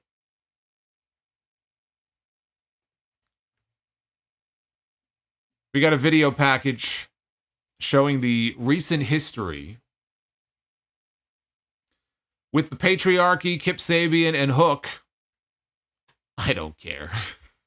Do you want me to recap the history between the patriarchy and Kris Sabin or Kip Sabian? I don't even know what the fuck I'm saying anymore. Get fucking Kris. I still got Kris Sabin and the machine guns on my mind. So happy for those guys. I don't know. I don't know anymore. It was a very quick backstage segment. Christian Cage was standing there, and Mama Wayne and Nick Wayne and Kip Sabian were there, and Christian said that he was going to offer an olive branch to Hook for next week, and he will explain himself for his actions. So we'll wait until next week, and we'll find out what's going on between Christian Cage and Hook. Very good. Moving on. We're back with Renee and the Conglomeration. The Ring of Honor title means a lot to Mark Briscoe, but he wants to know when Jericho bumped his head too much. He let the name of his brother out of his mouth too many times. Oh yeah, I forgot to mention that too. In Jericho's promo, he also, yet again, name dropped Jay Briscoe. Yeah, I mean, we got it the first time. You don't have to keep doing it. So Jericho is mentioning his brother way too much. It's very upsetting to Mark. And he said, the three of us and the three of you, the Learning Tree crew, let's do this next Wednesday. Oh, God. This is continuing. Why is this continuing? Why is this continuing? Why? Chris Jericho is the Ring of Honor World Champion. I thought at least maybe he would spend most of his time now on Ring of Honor. No, they're coming to Dynamite next week. And they're going to have just an all-out brawl, anything goes street fight. He said batten down the hatches. I feel like Bruce Wayne, Batman, just kind of sulking and looking out at Gotham City here. This is what Jericho does to me. Fucking goddamn it. I'm going to start wearing this when I talk about these Jericho matches. I'm gonna be like Batman, looking out. I'm gonna be all depressed, looking out at Gotham City. Jericho's like the fucking Penguin or the Joker, thorn in my side every single week.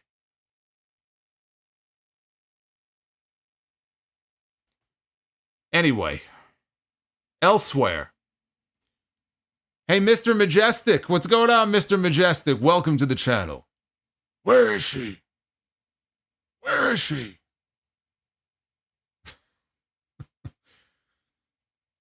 Yeah, Carol says the Jericho Vortex.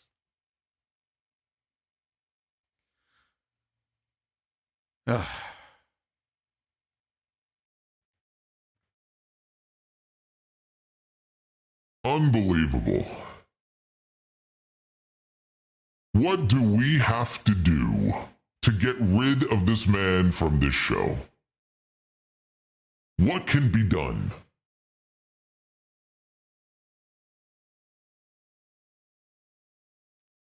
And I'll off myself.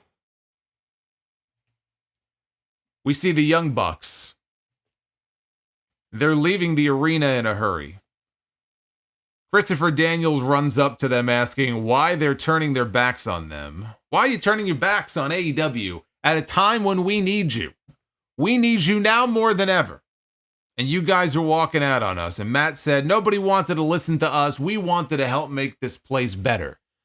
And nobody wanted to listen to us. And so we're going to go work from home. That's it. They're going to work remotely from now on. I wish Jericho could work remotely. Maybe Jericho can start working remotely every single week. How about that? See, that's an idea that I can get behind. So anyway, they get in the car, they drive off, but we find out that they left poor Brandon Cutler bringing up the rear, basically like, hey guys, wait for me. He's got a box of sneakers, all the Young Bucks sneakers. So they drove off without him. Now we see Jon Moxley and we see Wheeler Yuta and we have Pac and we have Marina Shafir walking on up behind Brandon Cutler. And this all led to them attacking Cutler, and then Claudio, while they held him down, smashed his hand with a hammer. Moxley asked Christopher Daniels where his boys are going. Things were just getting good. I don't know what all the shredding of the documents is about, but, you know, between the Bucks shaking hands with Private Party after their title match, and Daniels giving this impassioned plea to the Young Bucks about, we need you. We need you. Like they're the Dark Knight. We need you. We can't fight this battle without you. Gotham needs you. This is all leading to what I feared. I speculated last week, right? I'm almost sorry I even said it in the first place. I feel like I just kind of put it out there into the atmosphere. But it just felt to me like we could be headed towards a path that includes the Young Bucks, at least the Young Bucks, if not all of the Elite members, having to come to the rescue of AEW, having to be part of the brigade of people that are going to come to the aid of AEW to try to save this company from the Blackpool Combat Club. We can't do it without Matt and Nick. We can't do it without the Bucks. I don't think this means that they're going babyface anytime soon, because I don't think they can go babyface anytime soon. They keep dropping little hints about Kenny Omega. We had a birthday cake for him a few weeks ago on TV. Remember they had the guts, the intestinal guts they dropped on the birthday cake. They were mocking Kenny Omega. Even tonight, we had Matt Jackson use the One-Winged Angel in their match. Remember what they did to Kenny Omega. Until Omega is ready to come back, and I have a feeling we're going to see Omega back in the next couple of months. It's just a feeling I have. I feel like we're probably a lot closer than some people think to a Kenny Omega comeback. But whenever it happens, how are you going to even entertain the idea of turning the Bucks babyface, or putting them in that role, before Kenny Omega has a chance to come back and get his revenge on them for what they did to him? So I feel like we should hopefully be safe for a little while before that happens, if that happens, because you would think Omega would get his revenge first, but a lot of that depends on how soon Omega comes back. If Omega's back in a couple of months, I think we're safe. If Kenny's not going to be back, though, for a few more months, we could be looking at the Young Bucks being positioned as the saviors. Like them and Darby, all on the same side as the saviors of AEW. I have no interest in seeing that. That would be fucking awful. After all of these months of the Elite garbage, dropping Tony Khan on his head, holding the tag team titles hostage, playing games in the back, abusing their power, everything we've had to watch the Elite do over these last several months, and all of a sudden, no, we need you. We can't do this without you. Ridiculous. But it looks like that's the direction we're headed in here. I sure hope not. After everything that we've seen from these guys this year, that's a heavy lift right there to get this viewer. Maybe not the diehards. I mean, they'll cheer for any AEW original. I mean, they'll love it.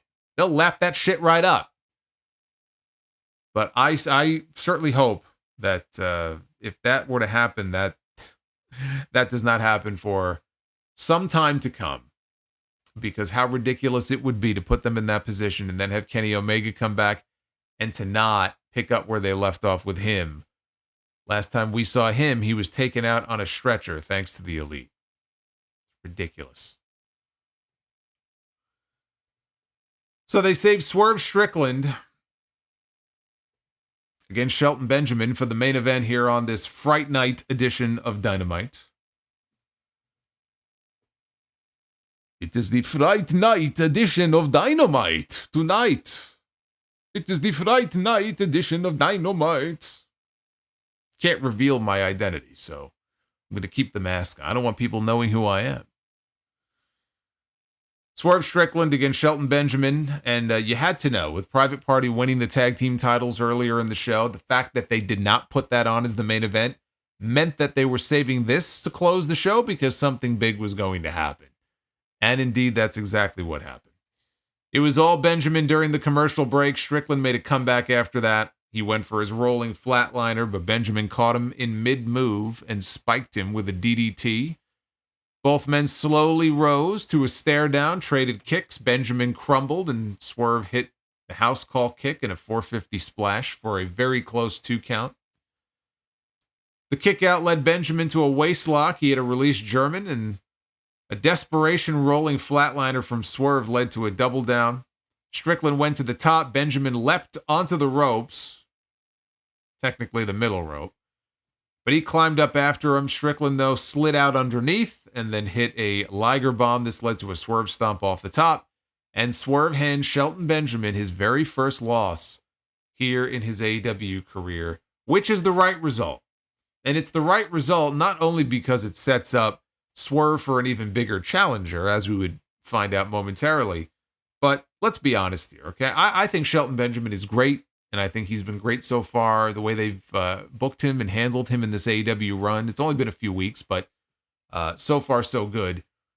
But if we're being perfectly honest here, Shelton Benjamin was positioned on television for years and years and years as a mid-card player. Do I think he had the potential to be bigger than he was? Absolutely. But he was a mid-card player. And that's what he was positioned as, and that's what he was slotted as for many, many years.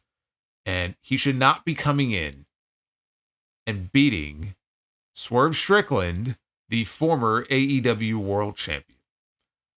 That would be a mistake, especially when you know that you have another near 50-year-old ex-WWE guy coming in who is a lot more likely to beat Swerve Strickland when they eventually meet. There was no justification outside of maybe Lashley interfering or someone getting involved and costing him the match, but even then, there's no real justification for having Swerve go in there and beat, or go in there rather and lose clean to Shelton Benjamin. He beat Benjamin, he beat him clean.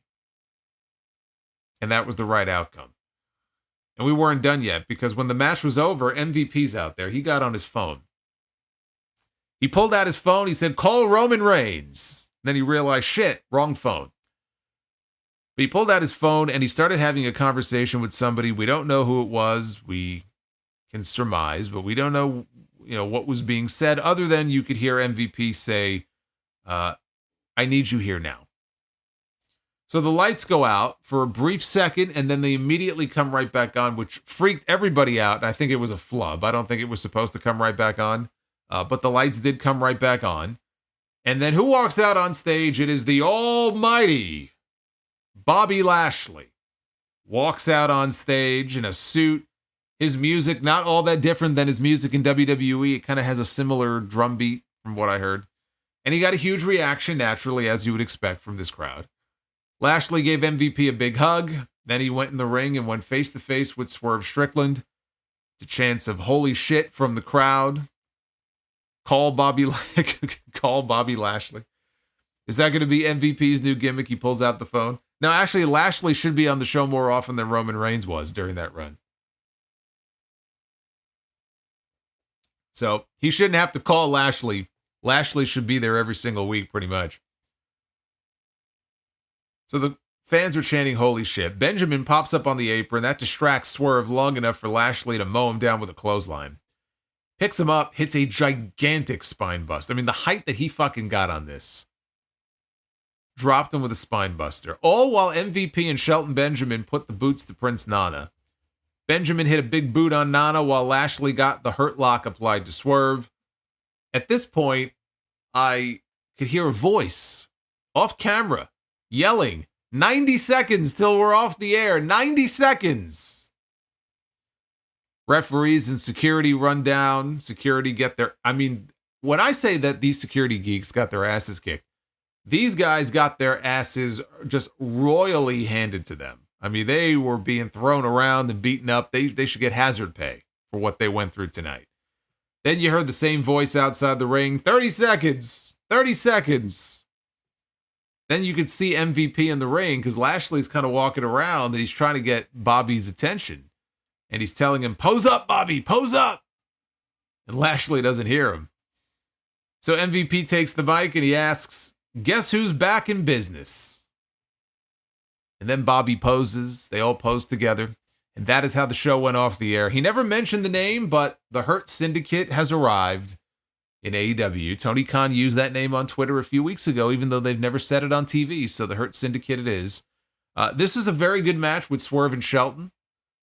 With a clean finish, which it was either a clean finish or, Lashley was going to get involved. That was it wasn't even a question of, are we going to get Bobby Lashley on the show? I told you last week, I thought Bobby Lashley would be on the show tonight, and either he's going to factor into the match itself, and then we get maybe a non-finish, or he shows up when the match is over. And it was the latter. Swerve got a clean win first. And now they're setting up, obviously, for Lashley to wrestle Swerve. Probably it'll be his first match at Full Gear. That should be the match. And I'm looking forward to it. Swerve and Lashley is a big match. Lashley is somebody who, he's a weird one because I'm going to talk more about him on the podcast on Sunday. He's had some wild fucking ideas that he's been revealing. He pitched to management and he pitched to creative during his time in WWE. And, in some cases, it's a great illustration of why some wrestlers should not be within 50 feet, allowed 50 feet of the creative team. Lashley seems to be one of those people. He's just got some wild ideas. But Lashley is somebody who could have been doing a lot more than they had him doing. And even though he's almost 50 years old, think about that. He looks the way he looks. The guy's almost 50. He's in incredible shape, best shape of his life.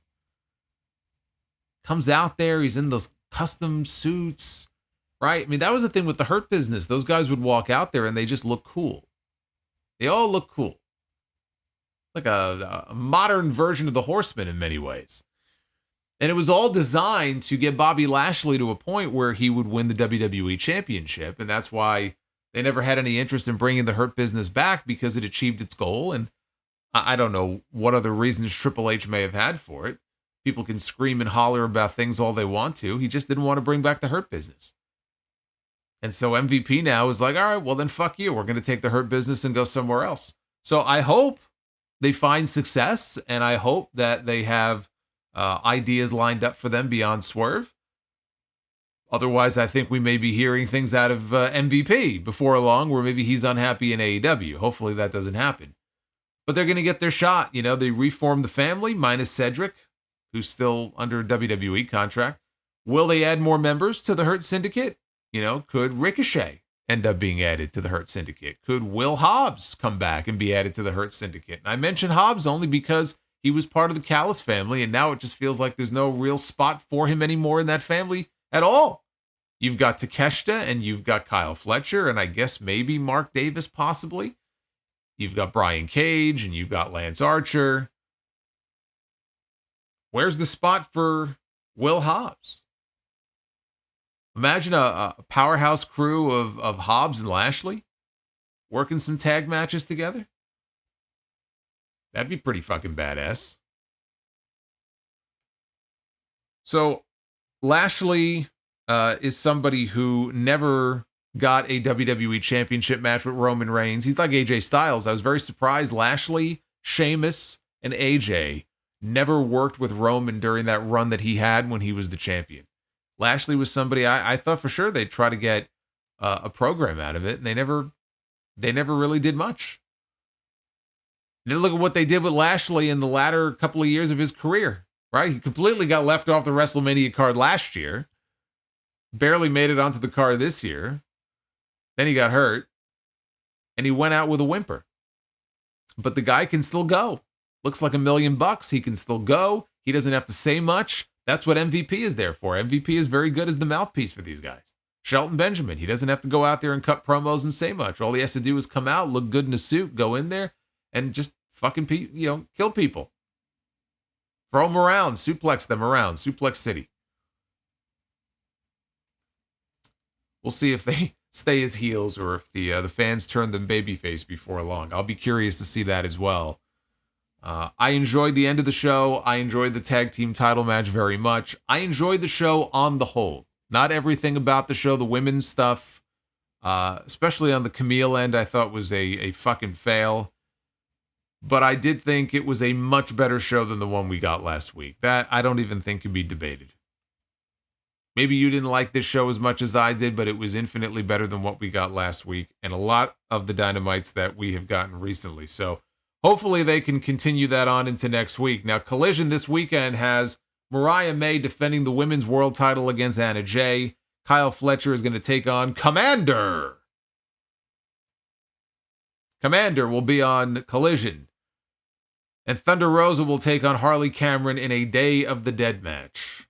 Dynamite next week has Jamie Hayter against Penelope Ford. Mark Briscoe, Kyle O'Reilly, and Tomohiro Ishii will be taking on the Learning Tree in a fight without honor. Adam Cole will take on Malachi Black. Orange Cassidy and Darby Allin are going to be tagging to take on Claudio and Pac representing the BCC.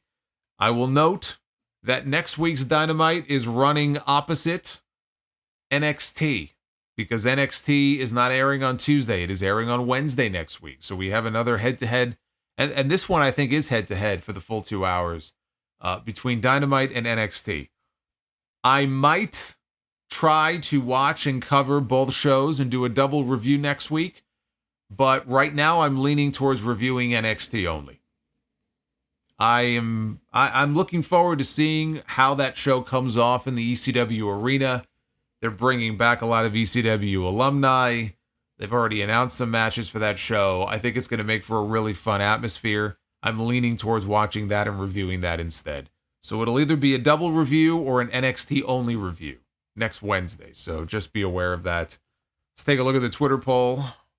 See what you guys thought of tonight's show. Fright Night, what did you think? 66.7% thumbs up, 33.3% thumbs down.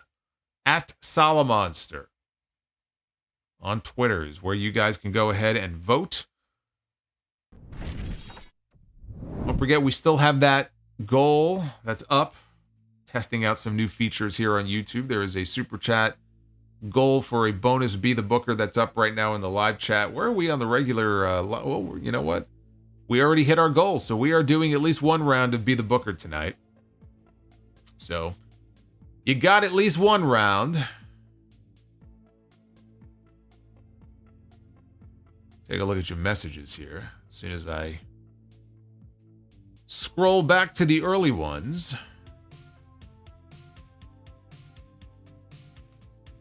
Hope everybody is going to have a happy Halloween, whatever your plans are for this day coming up. Be safe. Check your candy for razor blades. All you kids out there. Do they still do that? Do they still put razor blades in candy? Now, these days, it probably would be fucking Molly or something they'd put in there. Justin G. We'll start with Justin G. Came in earlier. Hey, Balzacs. I can't join live tonight. Burned out and exhausted. Hope you all enjoy the show and have a great night. And he says, thanks, guys. Well, Justin, when you go back and listen to this, thank you. Off Leather Wings. Yes. I will try to stop running in the classroom. I posted something on social media today if you want to go see what it is.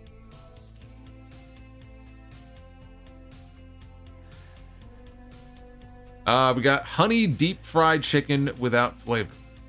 Cody Rhodes finished his story. Swerve Strickland became the first black AEW World Champion, and Private Party finally wins gold.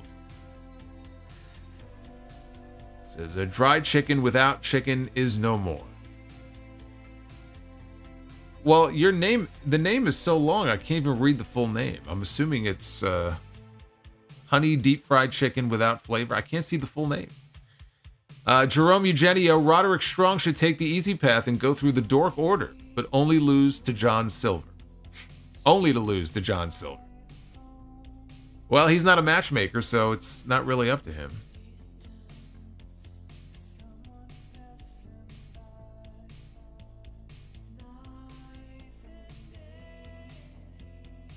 David Thiering.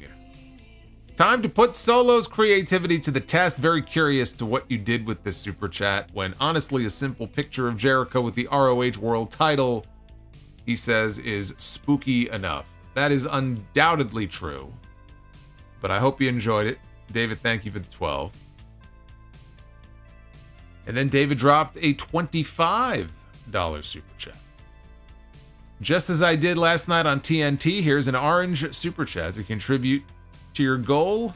Happy early Halloween to you, good sir, and to the rest of the chat. Happy Halloween to you as well, David. I see you right there. David is still with us in the chat. Thank you, David.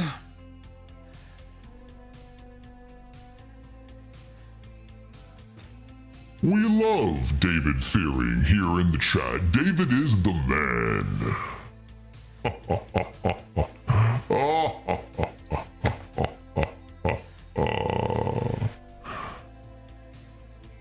But then we have Bobbert.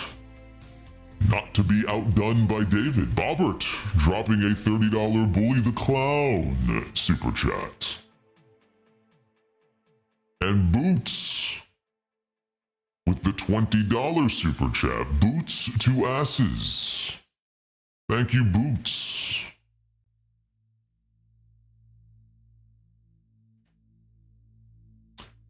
Alex Moreno. In the spirit of Halloween, I went back and listened to your Halloween trilogy reviews again. I still try to pretend that Halloween Ends does not exist.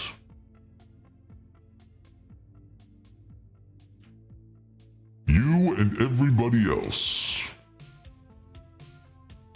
Thank you, Alex.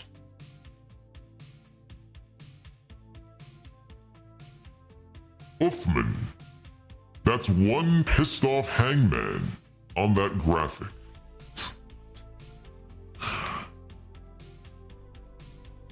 Hey, you would be too if somebody broke into your house. You wouldn't be laughing. M. Mills, thank you for the $25. M. Mills, that one's for you. I told you that the other night. Natasha Rigby. Happy Halloween Eve. Shout out to everybody here. And a happy Halloween to you, Solomonster. Hope you enjoy while a Beetlejuice, a Cody Rhodes, and a Tiffany doll, my 3 kids, have their candy fill.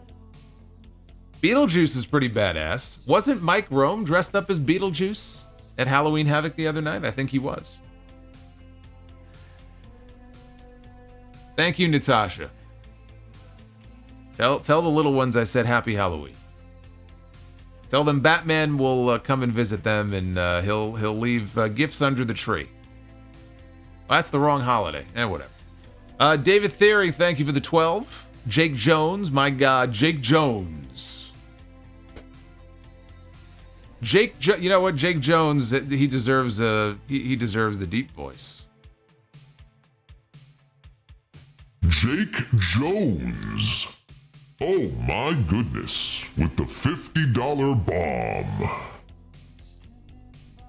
Says, I feel like AEW is very all or nothing. They can do these big shows well, but all the shows that lead up to the big Dynamites and pay-per-views have been very lacking. Good review, Solo. Happy Halloween. Thank you, Jake Jones. I will make sure the Grim Reaper is quick with your death. You'll make sure it's a quick death, a painless death. The Juliet 316 woke up everybody in the house with my You know, sometimes I read these a little too fast, and I almost thought that said my erection, but it says my reaction to the opening to the opening jump scare. Let me start over again. Woke up everybody in the house with my erection, is what I thought it said. Reaction to the opening jump scare. Also, thoughts on WWE's new ID indie program for independent wrestlers. Well, you will have to wait and tune into the sound off on Sunday for my thoughts on that. I can't possibly contain that to this one super chat. We talked about it on TNT last night. I will talk more about that on the podcast on Sunday, so make sure you check that out. The Juliet, thank you. And hide that erection. Chester Red Wolf. Kyle Fletcher.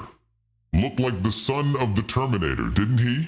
Kind of makes me wonder who his real daddy is. I didn't think he looked like the Terminator. I think he looked like every bald white guy in the world.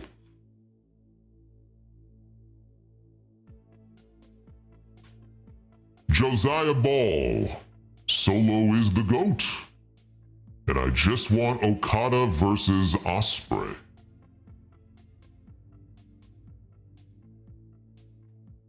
Well, too bad. You're going to have to wait for Okada versus Ospreay. You'll get it eventually.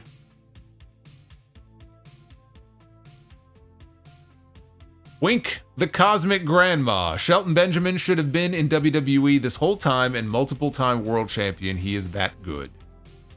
Well, I mean, look, he certainly has the in-ring ability. Nobody ever doubted that. It was just on the charisma side he was lacking. On the charisma and the personality side, either he never was given the chance to show any real charismatic side of him, or he just didn't have it in him at a level that would have warranted him being a world champion at a time when they had a lot of competition for very few spots on top. But should they have done more with him? Absolutely. Oh. I believe in the monster. Oh my God. I believe in the monster. Cause they love him in London, in Paris, in Tokyo, America, Scotland, in Canada, in Mexico. He said, I believe in the monster. I believe in the monster. David Fearing with a $150 bomb here on this All Hallows Eve. Holy shit.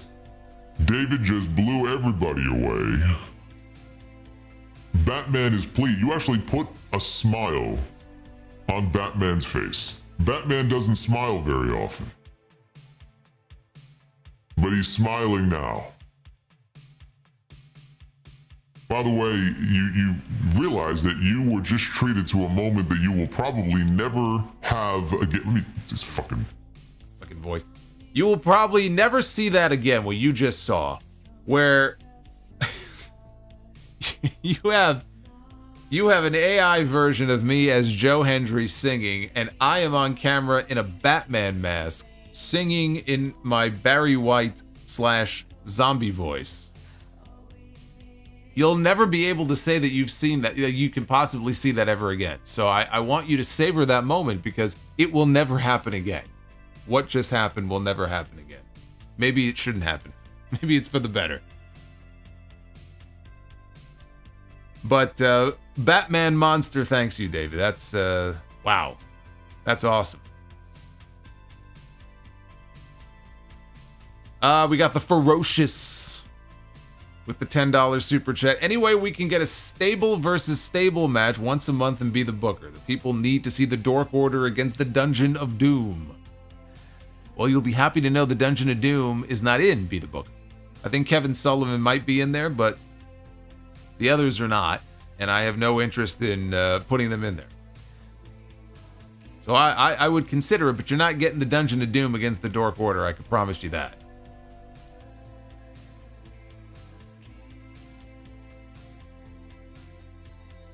By the way, if you like the background music, for those who are wondering what that is, you got to check out the song called Keep Faith by Confrontational. It's a great tune.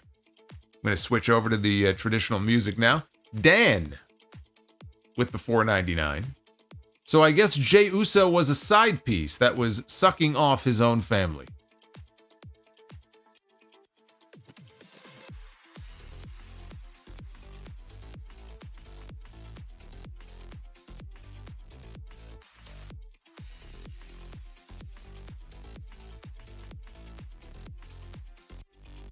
Uffman Entertainment with the $15 super chat. Thoughts on Rikishi saying now is the time to put the world title on Solo. He said that there's money to be made with Solo as champion because people will pay to see who could take the Did he really say that? Now, I know that he complained on his podcast about Jey Uso losing the Intercontinental title. I am the learning tree. Thanks, guys. Eminem, thank you for the 12. Oh boy, I see we have 4. We only have, the countdown is on here on that goal. I guess these goals have time limits on them. There is 4 minutes and 15 seconds left. Doesn't look like we're going to meet that goal. So you're only going to get one Be the Booker tonight unless we hit this goal in the next 4 minutes. You see the goal there pinned at the top. But yeah, so back to Rikishi though for a second here. So Rikishi now is arguing for Solo Sikoa to be the world champion. I mean, he'll sit there and say, "Oh well, it's not because they're my kids. It's not because it's my family." I'd be saying this, you know, I'd be saying this if it was anybody, which is bullshit, of course. But is anybody clamoring to see Solo Sikoa as the WWE champion on SmackDown? There isn't a single person other than Rikishi asking for Solo Sikoa to be the WWE champion right now. That would be a fucking terrible idea. After I just got done talking about on Monday how this story, the Bloodline story, does not need championships. So taking the tag team titles away from Tama Tonga and Tonga Loa, taking the IC title away from Jey Uso, it's fine. They were tools for them to get to where they are now in the Bloodline story. They were props in the story. It's about family. It's not about titles. And he wants to put the fucking title on Solo Sikoa? I'll say about Rikishi what I said about Bobby Lashley. Some wrestlers do not belong within 50 feet of the writer's room.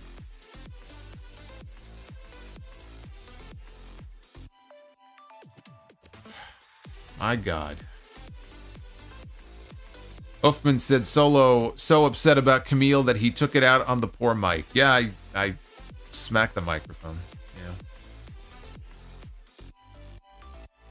What can I say? Be calm, see clearly. I hope everybody in this climate is having a good night. Drink water. Kiss your loved ones. Enjoy life. Be calm, see clearly. Thank you so much. There's a lot of great advice going on here in this super chat. Kiss your loved ones, enjoy life, and maybe most importantly, drink water. In fact, I'm going to do that right now. Got some water right here.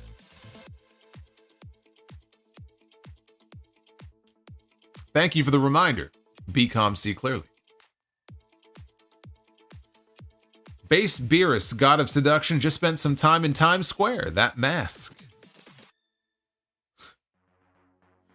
Did you see a lot of this in Times Square? See a lot of ladies in Times Square that are wearing a little they got some of these masks that some of the women wear. It's like from the nose up, the Batman or Batgirl or whatever it's supposed to be. See a lot of that. I think I wear it better than they do though.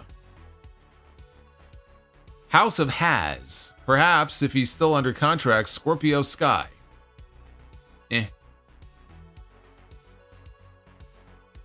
I have no interest. That doesn't interest me. Kiddo Hudson. I went to Collision last Saturday dressed up as my favorite wrestler, Shawn Michaels. Had a blast, and now I am officially Heartbreak Kiddo. Good. You don't mean, so Tony Khan didn't see you and all of a sudden have PTSD from when he got beat by NXT last year on Title Tuesday and kicked you out of the building? Boy, he didn't like it when people were posting those memes about Shawn Michaels winning the Promoter of the Year in the Observer. Couldn't help himself but react to it. It's just such... The bait is so easy.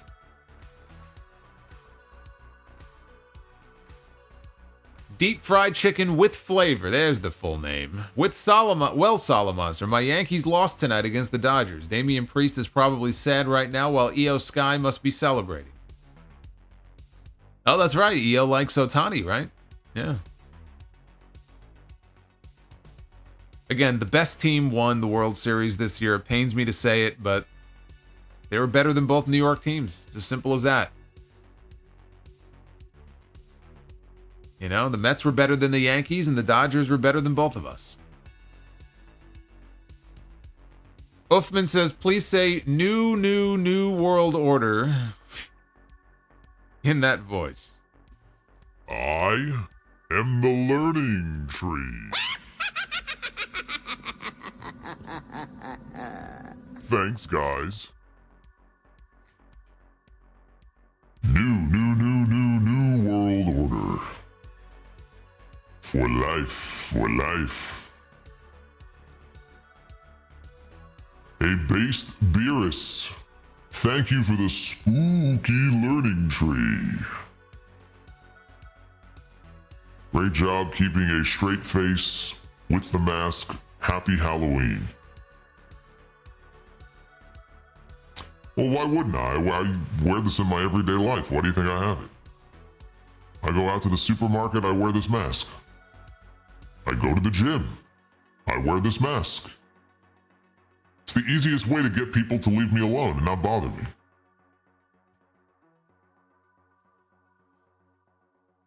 David Thiering with the $150 super chat bomb. That deep voice solo is so epic, I have a challenge for you. Please say or sing this song in that deep... Well, you got your wish, brother. I didn't even see your super chat, and I did it. See, we were on the same wavelength here. Juan Bermudez. David, though, man. Thank you, brother. Batman thanks you.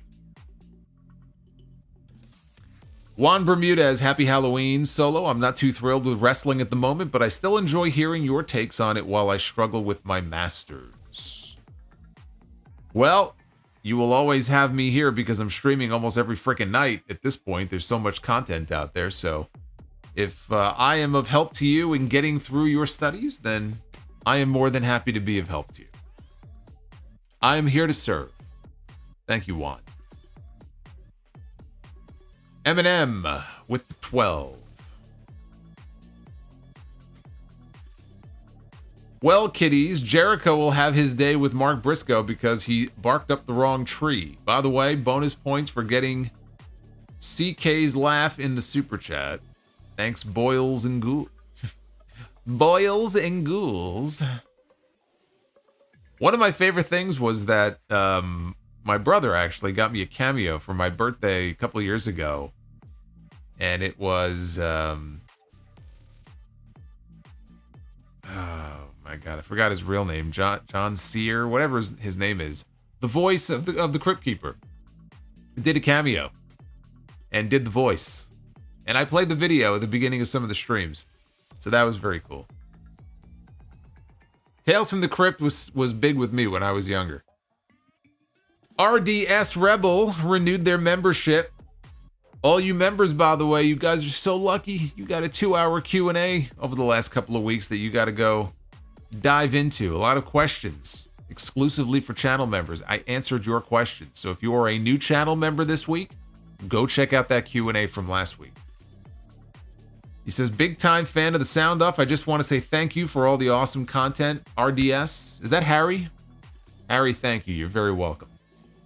Oz and Glorious, 41 months. Acknowledge me. You are hereby acknowledged. 41 is very impressive. What is that? Is that the blue skull or are you still gold? I don't remember if that's the blue skull. John Kassir. Thank you, Eminem. Oz and Glorious says, 41 months, acknowledge me. Congrats, Solo. You just made the only tolerable version of that god-awful frickin' Joe Hendry trash theme. Not a fan? Do you not believe? Does Oz not believe in Joe Hendry? Base Beerus, again, thank you for the 12. And Pro Wrestling Fan 1995. First good Dynamite to me in a while. Private Party won the belts, and Lashley is finally all elite. Tonight was the best place for those two things. It was the first really good Dynamite in a while. You and I can agree on that. It was a hell of a lot better than last week, I'll tell you that much.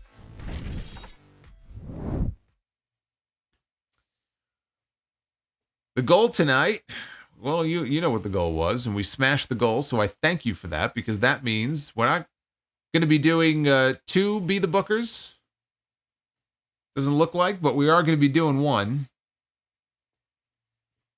So you're guaranteed a Be the Booker, so that's good.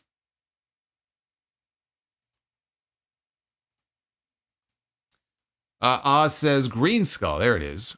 Please tell me you are not seriously going to review NXT and not Dynamite next week. Joe Hendry is worse than 10 Jerichos combined. What are you worried about? Joe Hendry is not on NXT anymore. His time came and went. His run there is over. You don't have any Joe Hendry on NXT next week. You get Jordan Grace is going to be teaming up with Zarya and Stephanie Vicaire and Julia and Kalani Jordan. It's going to be a huge 10-woman tag. Now, there is a match. It's going to be Bully Ray and Trick Williams against Ethan Page and Ridge Holland. So there's going to be a Bully Ray match. So I'm a little on the fence about that. But, you know, RVD is going to be there, and they may have some surprises on the show. It should be a fun show. So we'll probably we'll definitely be watching NXT next week. I just don't know if I'm going to do both. It's just a lot.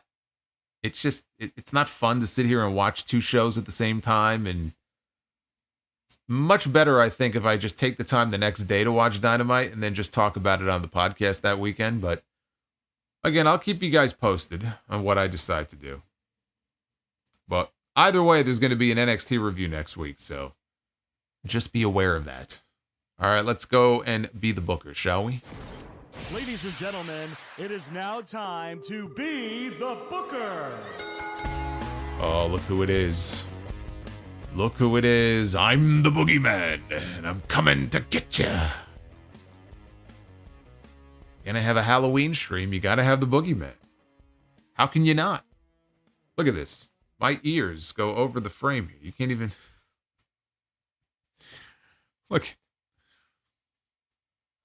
Look away. Been hideously disfigured from birth. All right, tag team be the Booker. Let's wrap things up here with the Spirit Squad. It's Nikki. It's Mikey. It's Mitch.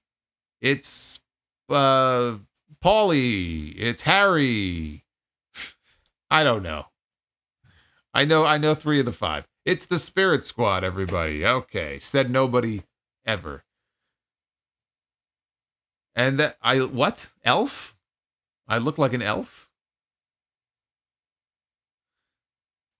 All right, Spirit Squad going to be taking on Big Show and Kane. You remember that period, that lovely period where we had Big Show and Kane during the Authority era?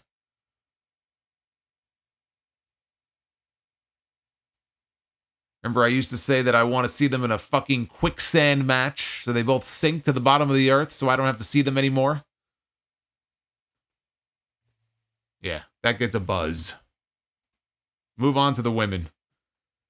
Give me a good match. Don't give me Kane and Big Show against the Spirit Squad. Give me a good match, please. Come on, we need some good luck tonight. All right, this is more what I'm hoping for here. We got Willow Nightingale kicking us off here in Women's Be the Booker. I love Willow Nightingale.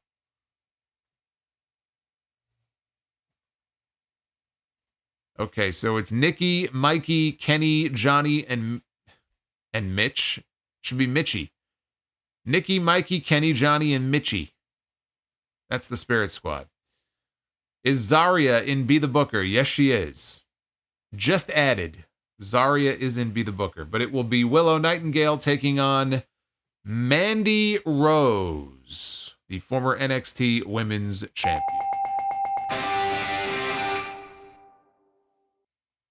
There you go. We redeemed ourselves a little bit from that first match. Mandy Rose is a former NXT Women's Champion. She did improve. She definitely did not improve to the level of the very best women they have on the roster right now. But she made some improvements during her time in NXT. And I mean, look, it's Mandy Rose. Come on. It's Mandy Rose. And now we get our main event here in Be the Booker. We're going to try to break the tie. Here we go. We begin with Dave Batista. Big Dave. There he is. The man himself. Drax the Destroyer. In the main event here of Be the Booker. Big Dave. He thought he was retiring against Triple H. He's retiring tonight. It's not Triple H, but he's going to be retiring against Pentagon Jr. Or is that Pentagon Dark? I don't know, but Penta and Batista. That would be a hell of an interpromotional match if they were both still active at the same time. There you go, man. Blue Tista. Blue Tista. People still remember Blue Tista. Penta Oscuro. I am the learning tree. Thanks, guys. Face Beerus, we need the Painmaker. I'm in pain every single week when he comes on TV. What the hell do we need the Painmaker for? We already get him.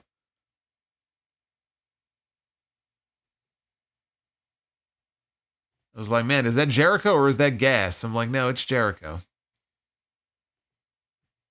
Slim Yoshi coming in with a 20 spot. Thank you, Slim Yoshi. Good to see you, brother.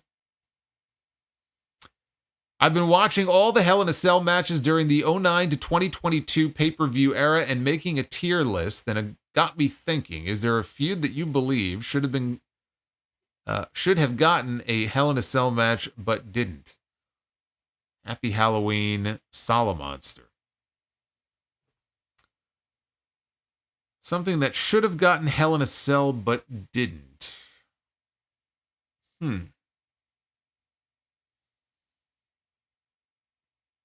You know what? Probably Roman Reigns and Jey Uso. Because if you remember early on, they had a Hell in a Cell match. I didn't forget that one. But I'm saying once Jey broke away from the bloodline and became a man on his own, to kind of run that back the way they did, 3 or 4 years before, and have a proper Hell in a Cell in front of an actual audience between Roman and Jey, that probably, they did tribal combat and it sucked. But a Hell in a Cell, I think kind of would have been a full circle type thing for them. I don't know who else I would have put inside Hell in a Cell from that era. I'm assuming you're referring to that era. I mean, if you want to open it up to other eras, I mean, my God, Bret Hart and Shawn Michaels, just lock those two inside the cell, let them kill each other. just let them go in there and just go at it. Undertaker and Kane ended up having one in 2010. By that point, though, it sucked. Undertaker and Kane back in like 98, 99, having a Hell in a Cell, that would have made more sense.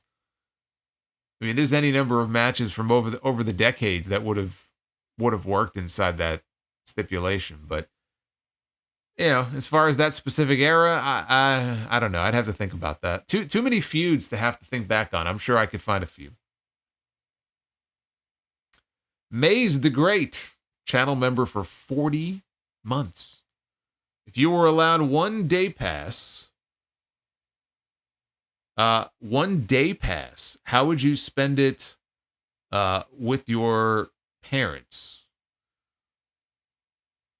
How would I spend it with my parents. I mean, to me, as long as we're hanging out together, it kind of doesn't matter what we're doing. So I don't know that it would be anything specific activity-wise. Jerry Lawler loves Gunther, the Magnificent. Just to get them back would be nice enough. Gunther. Hey, it's Fire Panda with a $50 Gunther bomb, which looks like it's going to close us out tonight. Hey, Fire Panda, to answer Slim's question, the right answer is Nikki versus Brie Bella. Hold on.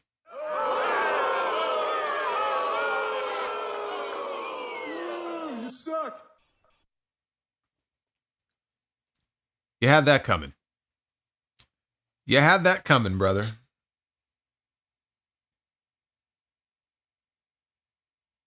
Don't even joke about that.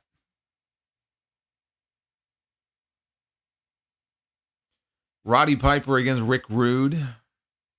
Yeah, I mean, that would have worked too. I mean, you could take it all the way back, man. Bruno and Zbyszko. It's any number of feuds. Hogan and Savage.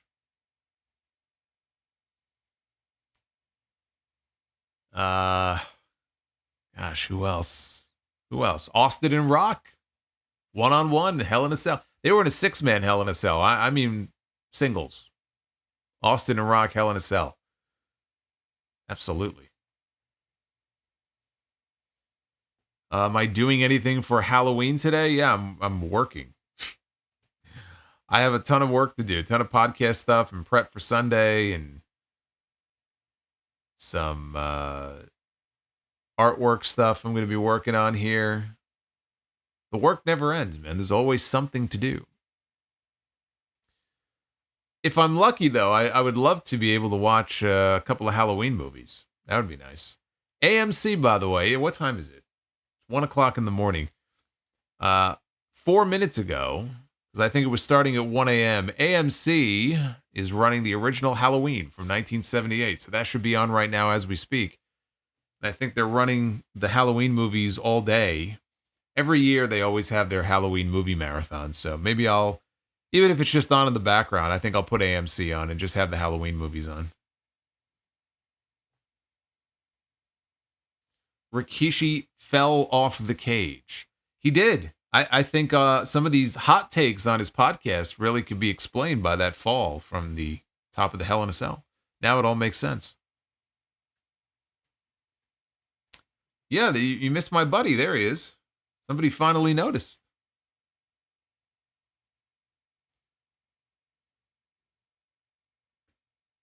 Oh, gosh, how did you not notice my buddy over here? Scully. Scully is with us tonight for Halloween, and I don't bring him out too often. Only when the occasion arises where I have to put some kind of a curse or a hex on somebody. I rub his bald head over here. I've tried to use this on Jericho. It doesn't work. He just keeps coming back. But yeah, there's Scully. Put him over there. Anyway, I hope you had fun and enjoyed the lunacy here of this Halloween stream. I mean, look at me. But we always have fun here on Halloween. And so as I bid you farewell, let's do it the right way here. Let's do it the right way. Everybody enjoy Halloween. And make sure when you go trick-or-treating that you scare the ever-loving shit out of whoever doorbell you ring and run, ring the doorbell, go hide behind a tree. When they open their door, pop out wearing just the scariest, most obscene, vulgar, disgusting costume that you could possibly find and go boo. Especially if they're over the age of 70. They really enjoy that. That's what I do for fun on Halloween. I enjoy scaring people. I'm going to go trick-or-treating in my Chris Jericho mask. I'm going to scare the neighborhood.